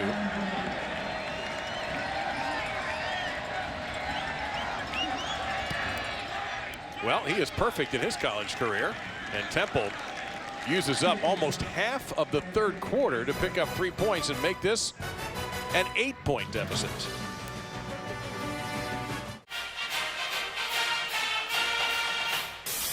The size of stadium you mentioned, this is a 40,000 seat stadium. Imagine what it's like in Ann Arbor or in Knoxville or some of these other places. So again, our deepest thanks. At pass, the first play from scrimmage for UCF in the third quarter is an incompleter from Mackenzie Melton. And really thanks go to Chief Carl Metzger, Chief Barry here of the UCF Police, who opened arms, let us come and do that, and just kind of highlight what law enforcement does to get these games going. Melton again. He's going to have that little gentle touch. He has a unique throwing motion. That catch is made by Traquan Smith, who has a 55-yard touchdown reception. It's a gain of 6. Yeah, sometimes, Dave, it looks like he kind of just aims it. You know, he doesn't really cock back and throw it, and it kind of sails on him a little bit. And I think he does that when receivers are wide open. There's a giant bust right there. Musicians would call that a train wreck when nobody plays the right note to start a song. 5-yard penalty, third down. Yeah, and no coincidence that it was on Hassan Reddick's side. But let's also point out this UCF offense has been, set in the locker room. Then they sat for a long time while Temple drove down for their field goal drive. So they're a little out of sorts they here. Are.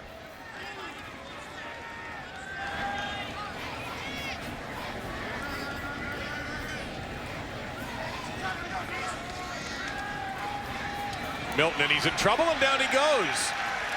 And it's Deloach again. I don't know what his tight end future is, but he may have a future as a pass rusher. Yeah.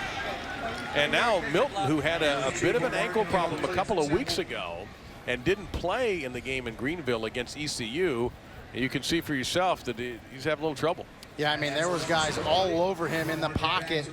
Deloach gets to him low, and just the 3 really good speed pass rushers for Temple. And boy, 3 guys get to Melton with max protection. And Reddick was spying him too. If he had taken off, Reddick, number 7, was going to pursue him. So you had also Martin Aguique in there as well. Now you get Alston to punt. Fair catch, and Temple. And that ball is loose. Flag is down, however. We may have the interference with an opportunity to make a fair catch. And by the way, if this is on UCF, it would be their 5th penalty in the quarter. And I think you're on the money with that call, Dave, and that's going to be another 15. So I think Trey Neal, number 23, was the player who interfered. Let's see what the referee, Michael Roach, says. Number 23, the kicking team. It's a 15-yard penalty from the spot of the foul. The first down. The Temple timeout. I mean, he did the right thing, Hall, break down, but you got to move, get to the side. You got to give him, just as you said the rule says, opportunity to make a catch. We'll be back to UCF.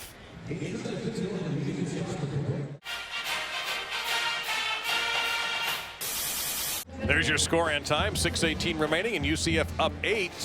But Temple threatening.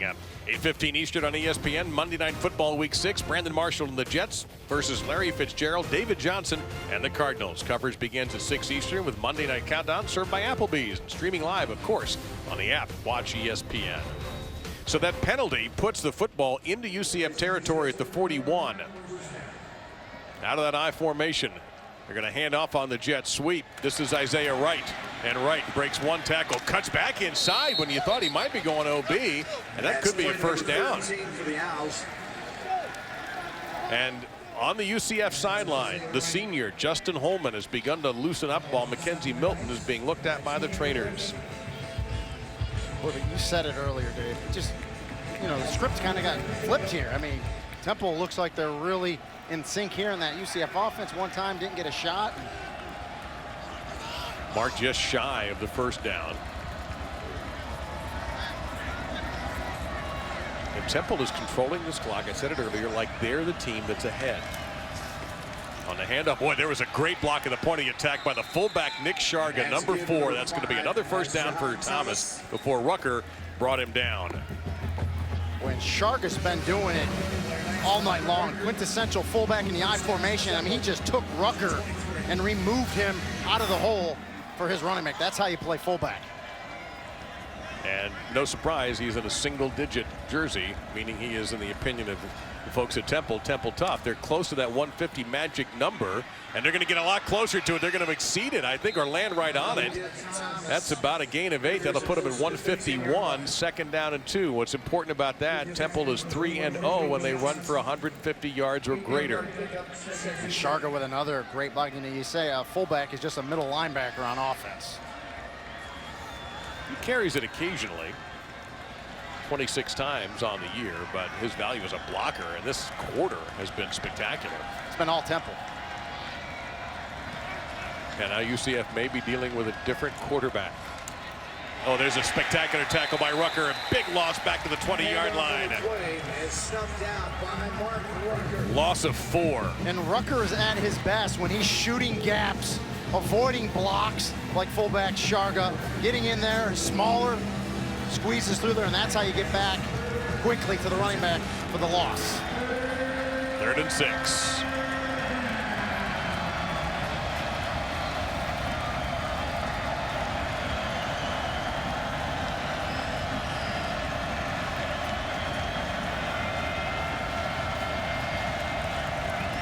To snap it. Play action. Walker cannot escape. Down he goes to the 29-yard line. Hit right away by Shaquem Griffin. And Griffin would not let go. Now defensive coordinator Eric Chinander just dialing up pressure, a little stunt inside. Griffin comes underneath, gets to Phillip Walker and doesn't let go. And boy, a big loss. So this field goal is going to be from some distance. That is Griffin's 6th sack of the year. Again, a guy that played safety last year, moved up to that will linebacker spot, playing excellent. Boumeri from 46. He's 1 for 1 in his career, and that was tonight. He does have the leg, though. And he is showing it. Those are not only good by a few yards, they're dead center. Oh, absolutely beautiful. Look at Matt Rule with a smile. I mean, yeah, but now he goes back to coaching. Oh, wait a minute, I can't be happy too long. I'm a coach. But he ought to be happy because a freshman kicker filling in for the great Austin Jones has been perfect tonight, and Temple is close to 5.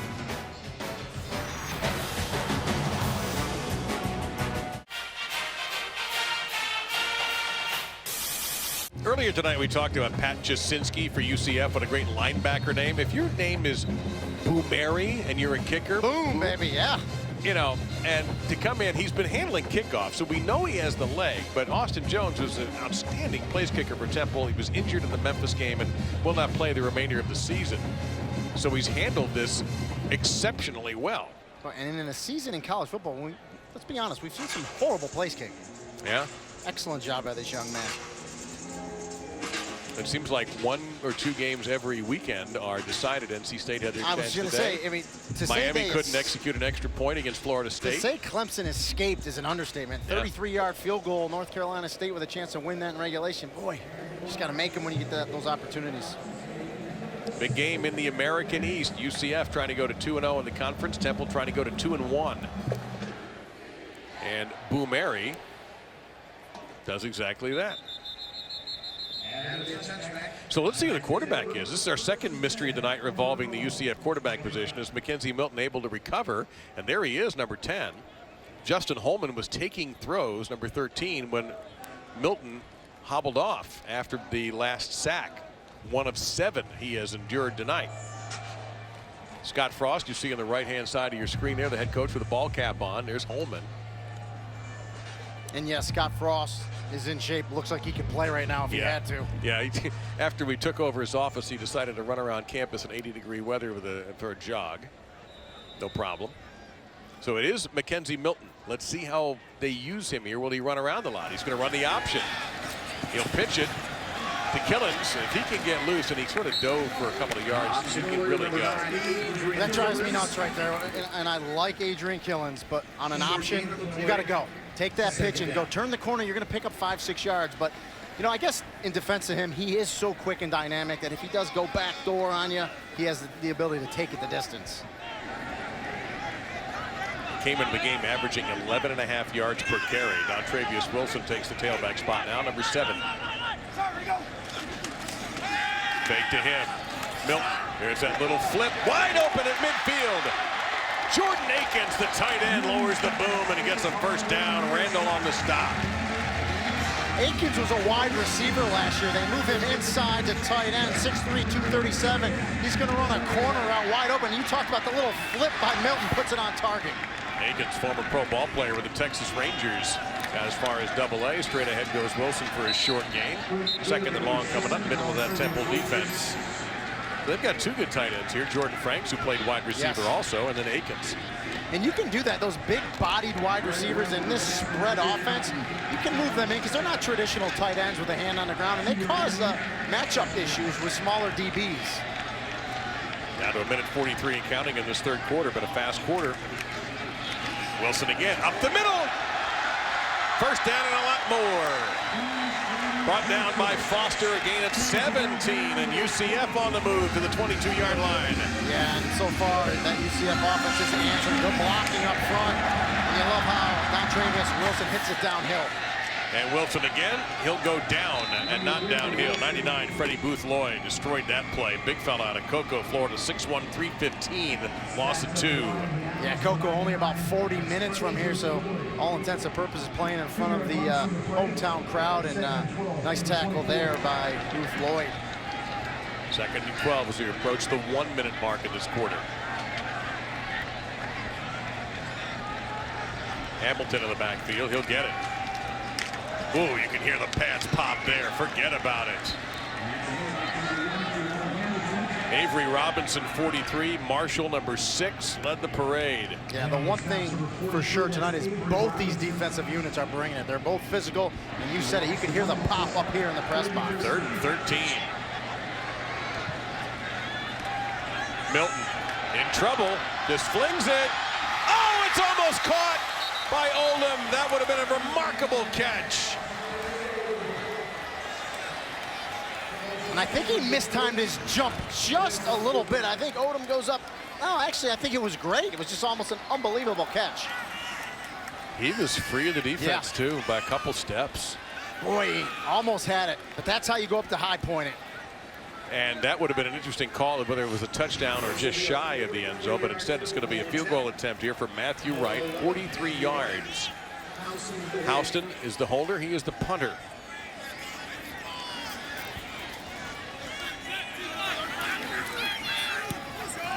That's never on line. Well, you can see right away that wasn't going to work. Well, what a difference this quarter has made. Temple has shut down UCF in this quarter. They had 25 at the half and had put together 2 field goal drives for Matt Rule's squad. And with 23 seconds to go, if you're an Owls fan, you have to feel like things are going your way. Yeah, I mean, other than not finishing those drives off with touchdowns, which of course that's what you want to do, they got the 2 field goals, and really this third quarter has been all Temple.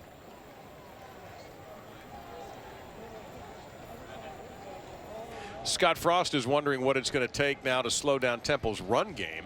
He has his defensive coordinator, Eric Chenander, on the sidelines. So they're under 150 rushing yards. They actually exceeded it, but a sack cost them yardage. So they're at 138 right now. We've been keeping an eye on that all night. Got a whole quarter and 23 seconds remaining. They go to that power I on balanced line to the right.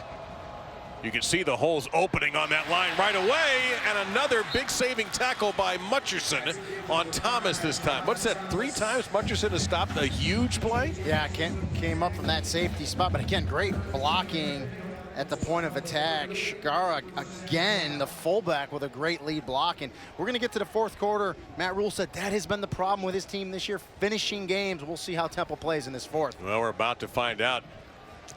Intense game in the American. Temple trying to keep their spot in the race for the American East, a division they won a year ago. UCF trying to remain unbeaten in conference play. The third quarter belonged to the Owls.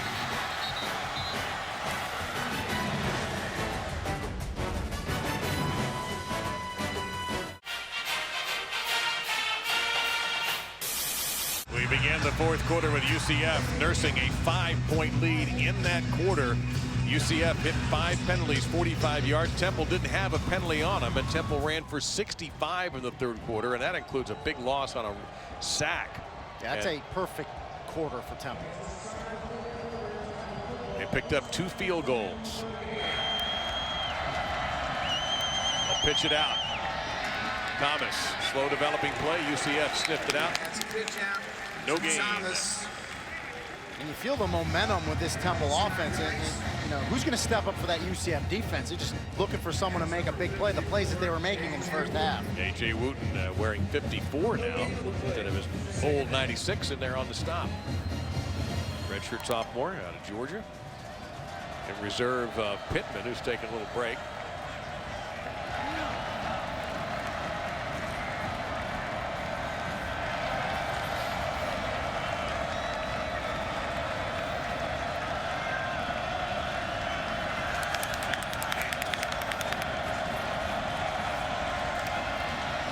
Stay on the ground. Thomas, nothing doing that time as Burkett, Jaquan Burkett, who had a very good first half, is in there for a tackle for a short gain. 3rd down and 8. Boy, you might have seen Phillip Walker there clapping his hands crazy. That's because the play clock was running down. He's trying to get the center McGowan's attention to snap that thing, which he did. Deloach comes in, number 11, as the tight end here on 3rd and 8. You see Temple 3rd down has not been their friend this year, and they're hovering even below that 35% tonight.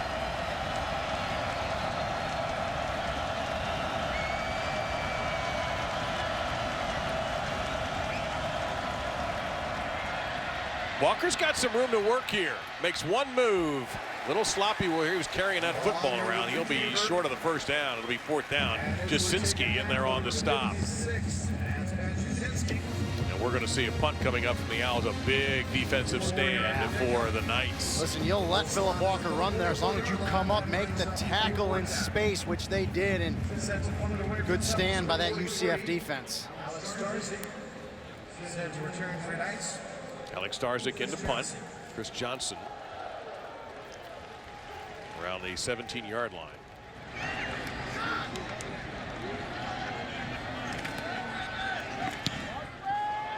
Low roller. Johnson handles the high bounce, and he has a little room to work here. And Temple special teams shut that down.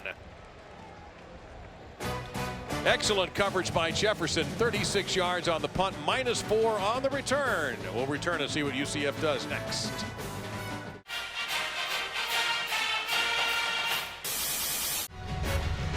So you're looking at a police escort from the Florida Highway Patrol. This is how UCF arrived, and also how Temple got here from their hotels.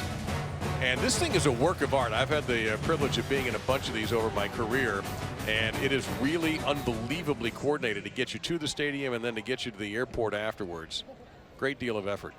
UCF coming off their big defensive stand. Jovan Hamilton will be dragged down and around the 21-22-yard line. Are you saying I didn't get you into the stadium good today? You, sir. I don't even want to say how you did it, but let's just say you got pulled. You have a hand in this town. Very clever. Unfortunately, the device you used is not available on Amazon. Otherwise, I would take it with me everywhere I go when I don't have you to drive me here. 2nd and 5. We'll keep that a police secret. They run it with Killens, who just could not find a hole, and finally Avery Williams just wrestled into the ground at the 20-yard line. That'll be a loss of a couple of yards. Killens just ran sideways. Well, and he was running it almost like he wanted to throw it, but he didn't. He's just kind of floating, looking for a hole. But that's how you defend a speedster like Adrian Killens. You just stretch it out till he runs out of room. 3rd and 7 here. Temple's defense outstanding in this half, and UCF has been awful. 11% on 3rd down. A little better than that, but Melton in big trouble. Throws it up in the air, and it'll be caught. Unbelievable by Smith. Melton connects with Traquan Smith. Well, now they're 20% on 3rd down. Smith got behind a secondary so far that Melton didn't have the arm strength to get it to him. So it was underthrown enough where Smith could come back and basically catch this like a punt. And the defender had no idea, Artrell Foster, where the ball was. It's a 42-yard pickup. Big difference in passing yardage, as you see. In the meantime, they go back on the ground at Hamilton, busted through some tackles, but not very many of them. Martin Aguique on the stop. I see the ISO here. Traquan Smith, Artrell Foster. Scramble rules right there, and then Foster doesn't know where the ball is. Smith comes back and makes the catch. I wonder if Foster looked like he was letting him go to somebody for a second. We have whistles, and this play will not count. So a breakdown, and again, what did we say at the top of the show? Temple can't get beat by big plays. Start on the offense. We're not all set for 1 second. It's a 5-yard penalty. 2nd down. And they were beaten by an accidental big play right there. You're right.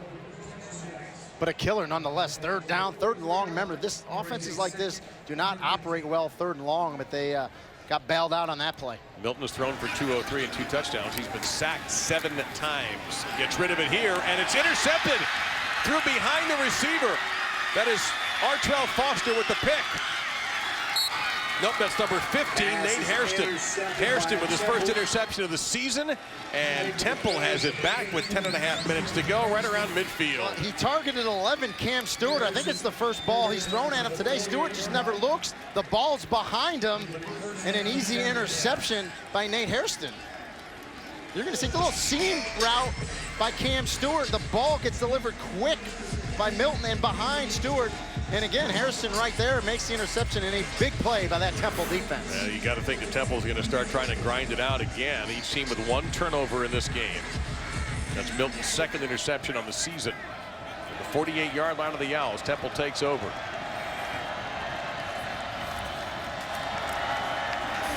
And very patiently trying to find his way through for a couple of yards. There is Jihad Thomas right at midfield. Jihad Thomas. 2nd and 8. Temple's right where they want to be. You know, 10 minutes left in this game, down 5, controlling the line of scrimmage, just playing Temple football. They just got to put it in the end zone the whole half. Right, that's the one thing they haven't done. Thomas with 81 yards on 23 carries.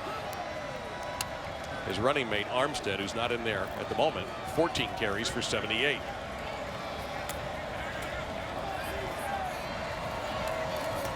Thomas again. Hole opens up, closes quickly. Another 2-yard gain, 3rd down and 6. 2-yard gain on the play. Garrod and Clark in there. Tony Garrod with a tackle for your Knights. So now 3rd and 6 is not a comfortable down for Temple. And we haven't called Jemias Pickens' name out as much in his second half as we were in the first half. So this would be a big down for the big man, the big nose guard, to get going here. Both teams have struggled offensively on 3rd down. Look at the time Temple is taking here. They huddle, they break the huddle with 15 seconds to go on the play clock.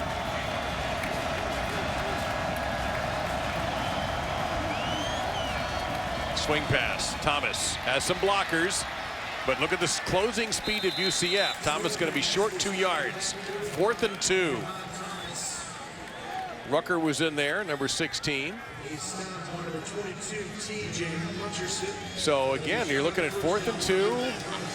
I think you punt this one. I mean, Phillip Walker had the right read there, got it out to Thomas, but you said UCF closed, and they closed well, but Matt Rule says, no, I'm going for it. Well, unless, again, he's got a pooch punt up his sleeve, but he's got his fullback in there, Sharga. That's not a pooch punt formation either. And look at this, and offsides. Yep, there's the call from coming in from the official. Garrod was drawn off. 1st down coming up for the Owls. Offside with contact, number 93, the defense. 5-yard penalty results in the 1st down. And we've seen Temple do that in the first half, and now turnabout's fair play as Garrod. Boy, you're right over the ball. You just gotta watch the ball. You can't listen to the quarterback. Free 5. 1st down moves the chains. 7th penalty in this half for UCF. You see a dozen. The Owls have not committed a penalty in this half. Play action fake. They may take a shot, but there's Pittman, number 5, leading the charge up the middle. Walker on the run, throws, and it's a sharp throw. Bryant makes the catch at the 27-yard line. 1st down. And this is what Phillip Walker can do. Extend plays as he gets away from Tristan Hill and then throws an absolute dart to Ventrell Bryant, who's coming back. Nice route, comes back to his quarterback for the catch. So they gave him an extra yard of the spot to the 26-yard line. Under 8 minutes, Temple bleeding that clock. Armstead now at the top of the eye.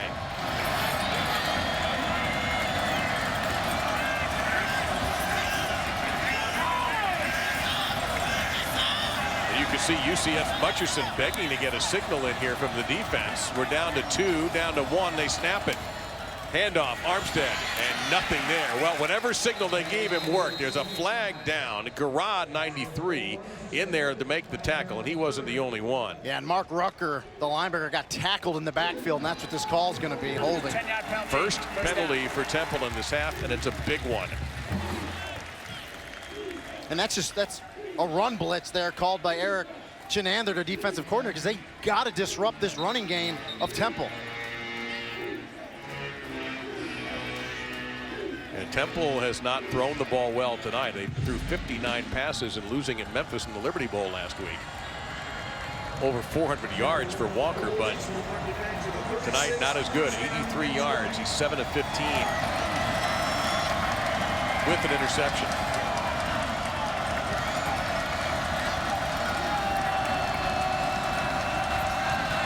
You're under 7 seconds to go here. It's not time for a conversation with your lineman.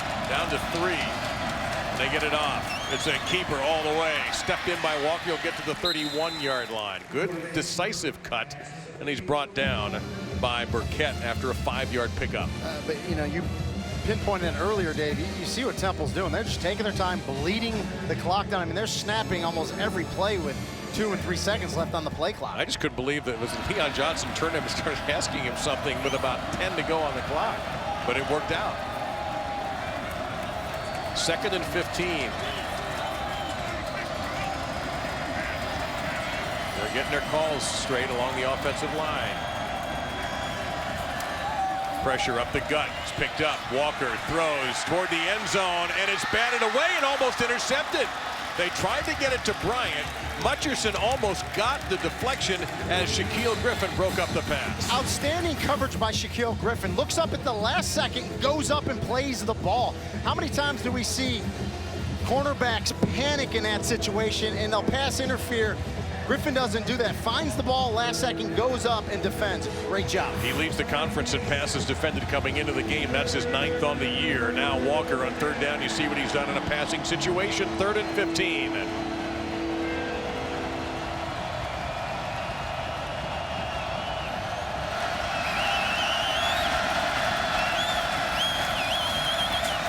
time. Walker fires and it's batted down. Earl Clark from his outside linebacker position, 4th and 15.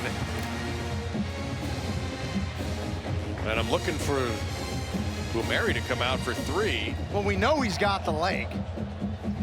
It would be 48 yards. His last one he made comfortably. Yeah, I mean, at 4th and 15, I wouldn't think it's even a decision. I think you kick it. Yeah, I think you and trust your defense if he doesn't make it. But at this point, yeah, they're going to have to burn a timeout. Yeah, they're not ready. 4, 3, 2, timeout. Yeah, Matt Rule called it. Let's find out what's going to happen. They're going to go for 3, or are they going to go for it on 4th and 15?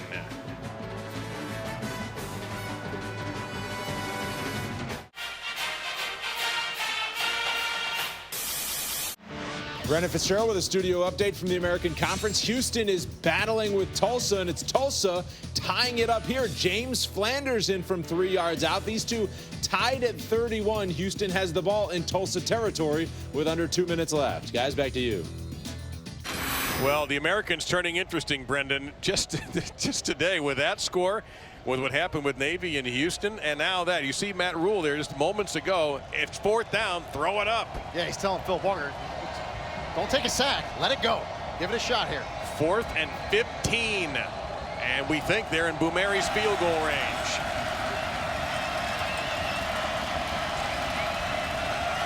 Relegation, 4th down. UCF rushes 3. Pittman breaks free.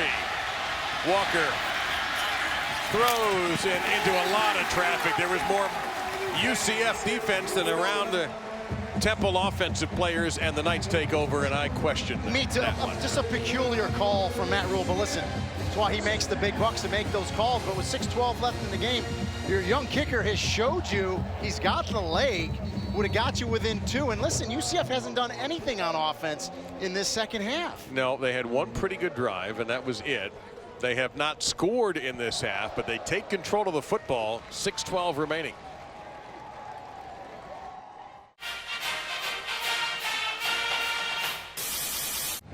He's ready and goalie. I'm Dave Lamont. 4th quarter begins, or continues, I should say, with 6:12 to go, with UCF having caught a big break, holding on 4th down for the 3rd time tonight. There's a quick pass from Milton to Akins for a gain of 7, 2nd down and 3. I have to admit, I still don't understand the logic on 4th and 15 when you have a strong-legged kicker, and if you miss a field goal, you're still giving up the ball at the 31-yard line.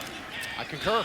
Let's see if this comes back to bite him or not. Straight ahead goes Wilson trying to get the 1st down. He won't make it. He'll be short, 3rd down and 2. Remember, UCF has not scored in this half. Temple's defense has been stout. And maybe that's what Matt Rule is thinking. I'm trusting my defense to turn it back over to my guys. And you'll notice these spread teams, very hard for them to slow down and let that play clock get to 3 seconds, and just they snap it at 15, that's fast for them. Well, Temple looked a little disorganized there, but now they slow it down, and that allowed the Owls to get set defensively as well.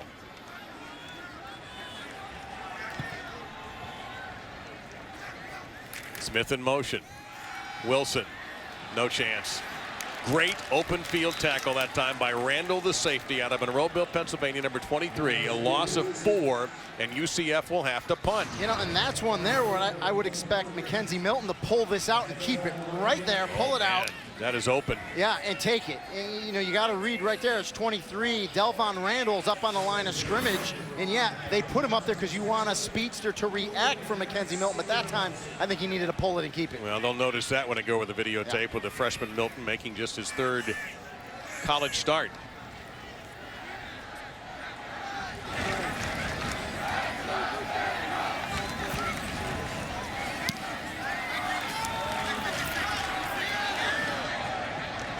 Punt's going to take a step back around the 26-27-yard line, and Temple will take over following the 38-yard punt. The Owls have yet to see the end zone in this half. They're going to have to do that to win.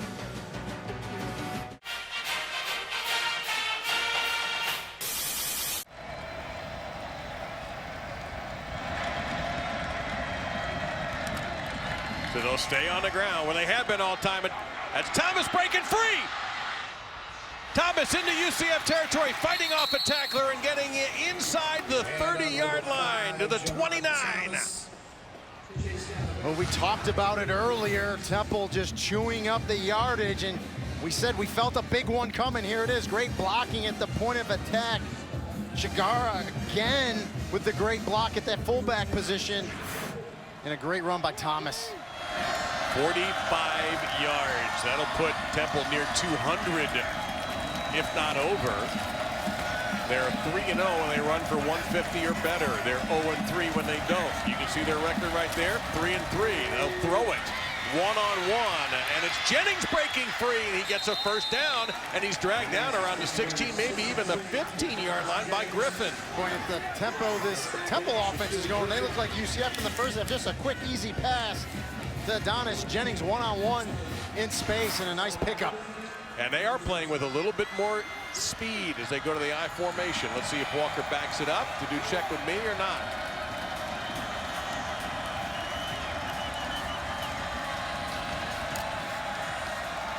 Thomas, nothing. Loss of a yard.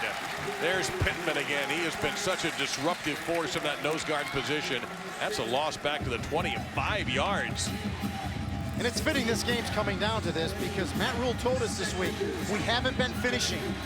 We've been getting to the fourth quarter. We haven't been able to run the ball. And listen, this game's in front of them. They have an opportunity here to punch it in and take the lead late in this game. This is where they stumbled last drive when they got into 15 yards to go, second, third, and fourth down. They couldn't do it.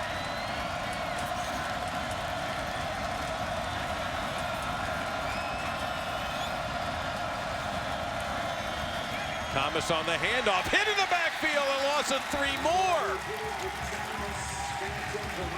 It was Shaquem Griffin, number 18 and 16 Rucker, who got in there. Yeah, the linebackers are active. Watch them reading and reacting, just firing. There's a run blitz is what that is right there. That was Rucker that caused the disruption in the beginning, and Griffin cleans it up. 3rd and 18. Coming up to 2 minutes remaining in this game.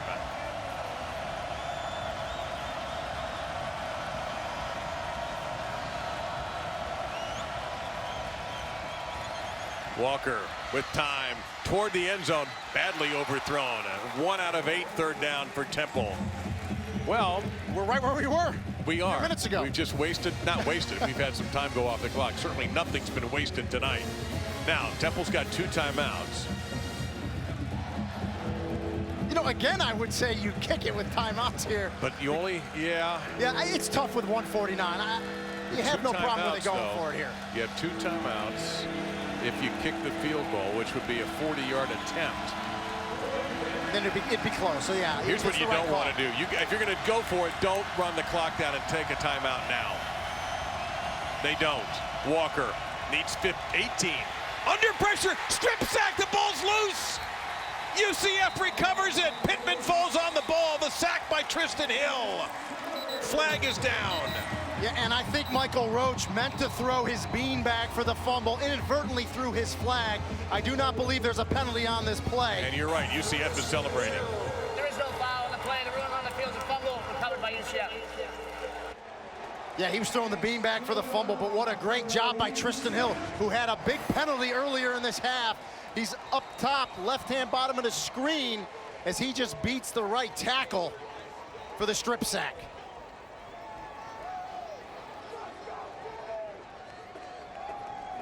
Just a great job by the young freshman.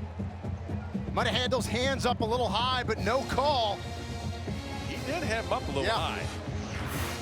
However, the bottom line is UCF's defense holds.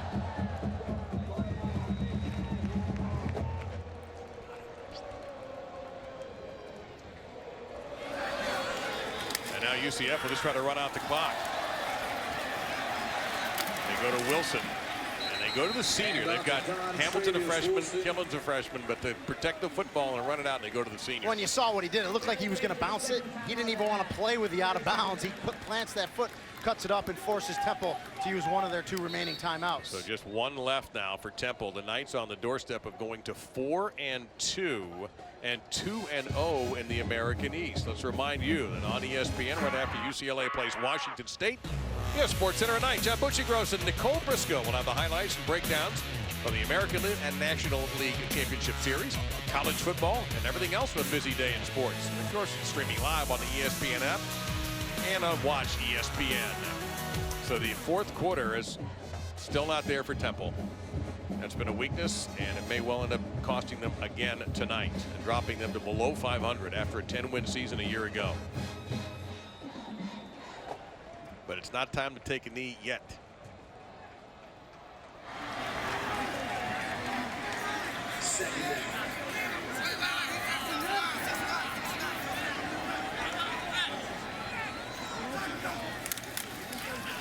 They'll go to Wilson.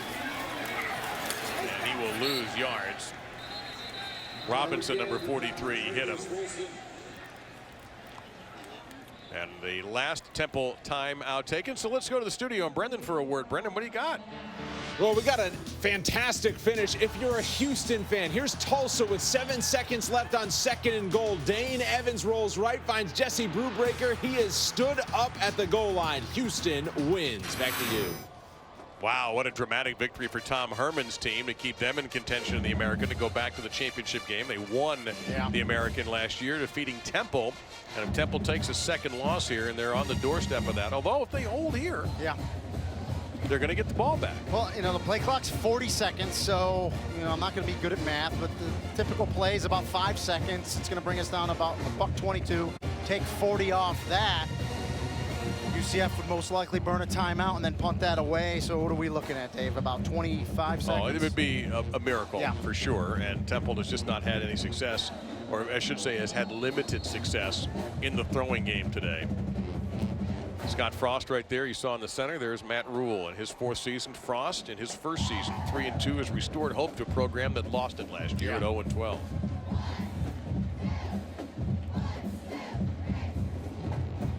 If anyone at home thinks there's even a remote chance that Mackenzie's throwing this ball here, he's not. No, he hasn't run as much since he left the game briefly hobbling. He didn't come right back, did not miss a series, but his ability as a runner has been slowed. He's going to take a timeout. And you know what? If he doesn't like what he sees, I'm sure Smart call. Yeah, I think so too.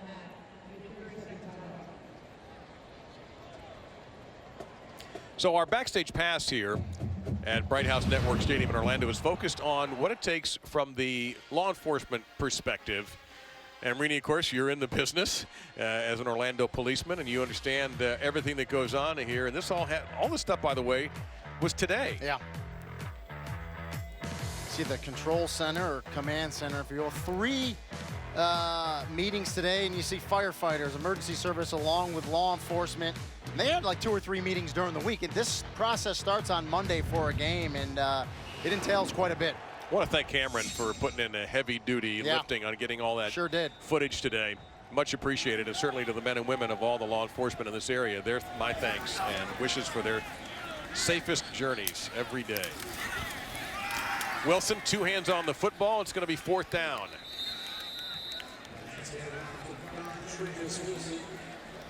Now there'll be, you can see, figuring it out yourself. I can't imagine UCF not taking a timeout to avoid the 5-yard penalty. They'll bring out, we haven't seen Mac Loudermilk, their 2nd punter. It's been all Caleb Houston today. Yeah, so they'll take a timeout with 1 on the play clock. So that's going to put it at about 40 seconds, probably 41 when they take the timeout. Yep. Good hang time on the punt, 4 or 5 seconds. That puts us at around 35. Of course, Temple with no timeouts, but boy, have we seen some crazy finishes this year. I'm not calling this one until it's zeros. There's your timeout. You've got the clock exactly right. That's going to rewind. So it's 40 seconds. Now the note, please, the play clock is now at 25. So interesting for Matt Rule here. Do you put 11 guys up and try to block this thing, or do you try to set up a return? Go for the risk of a penalty. Yeah. if you do that. But on the other hand, if you make the big play, you might even get a touchdown off of that. Or do you play conservatively? I don't know if you set up a return, because that can eat up a lot of time. We really have not seen any great punt returns tonight. And really the decision you make is how have you scouted the team on film? Where do you think you'd be more successful? Are you more successful at getting at them, possibly blocking it, or setting up a return? And coaches will tell you sometimes, hey, we can get one this week. We found something we like, and we can get one. So let's see what the approach is here for the Owls. And it looks, at the moment, like an aggressive one here. Yeah, looks like you got some speedsters up there.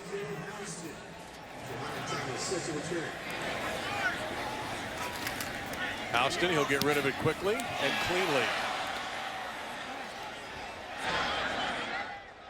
And it'll go out of bounds around the 30-yard line. Let's see, it's going to be at the 30. That's a 41-yard punt. 32 seconds remaining. No timeouts. And again, college football, first down in the field of play will stop the clock momentarily to set the chains, but 32 seconds as we take a look at Phillip Walker's numbers, pretty even from half to half. Yes, but that's not good in this case. Yeah. 8 of 20 for 97 is how that tunes out. 1 interception, 1 touchdown. So here we go with no timeouts. Temple's got to go 70 yards.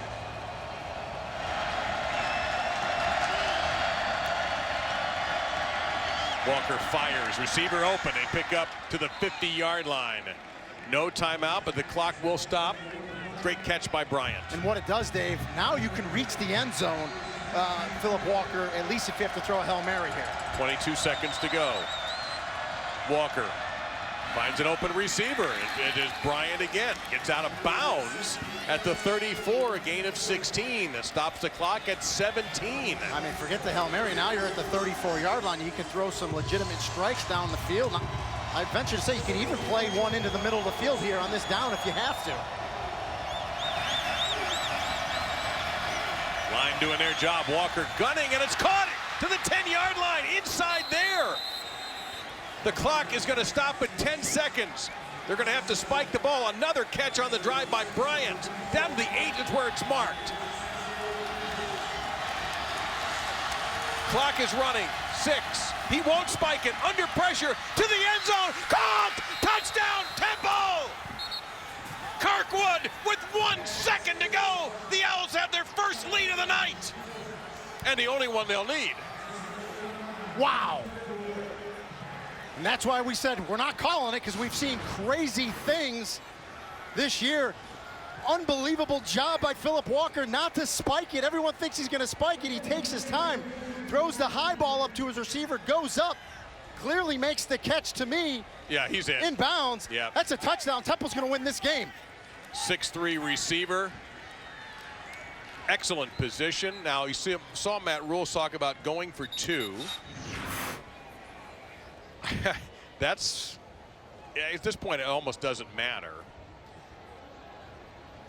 Phillip Walker's numbers were atrocious. We showed them, but it doesn't matter, because this last drive, he threw some strikes, brought him right down the field for the winning touchdown. They had to go Crazy. 70 yards. In 32 seconds with no timeouts. And they left 1 second on the clock. And this place is as quiet as it was about 3 in the afternoon when there was nobody in it. I mean, I was shocked that he didn't spike it, because I was thinking in my head, this is the last play. Not only do or that, die, and there it was. pressure coming from the right side, and he almost got belted before he threw the ball. 4 passes for 70 yards in 31 seconds. Unbelievable. Got penalty, we play the try. I can only imagine they called a penalty on the try, and I didn't get the call, so I'm not going to even speculate. Well, they're going to back it up to the 8. Yeah. They only moved it 5 yards, so. So after this, you're going to have to come up with the Music City Miracle on your kickoff return. That is crazy. They'll hand it off, and we will go to a kickoff. Barring a penalty, it'll be the last play of the game. I mean, how many times have we seen defenses in the old prevent giving too much cushion, and they go down the field? But here it is.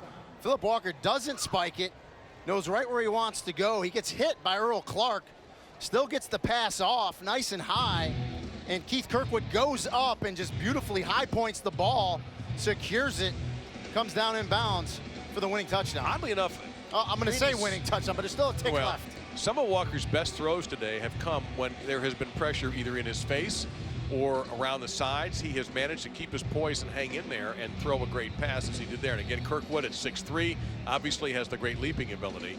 This is just utterly stunning what has happened here. Yeah, I'm speechless, really.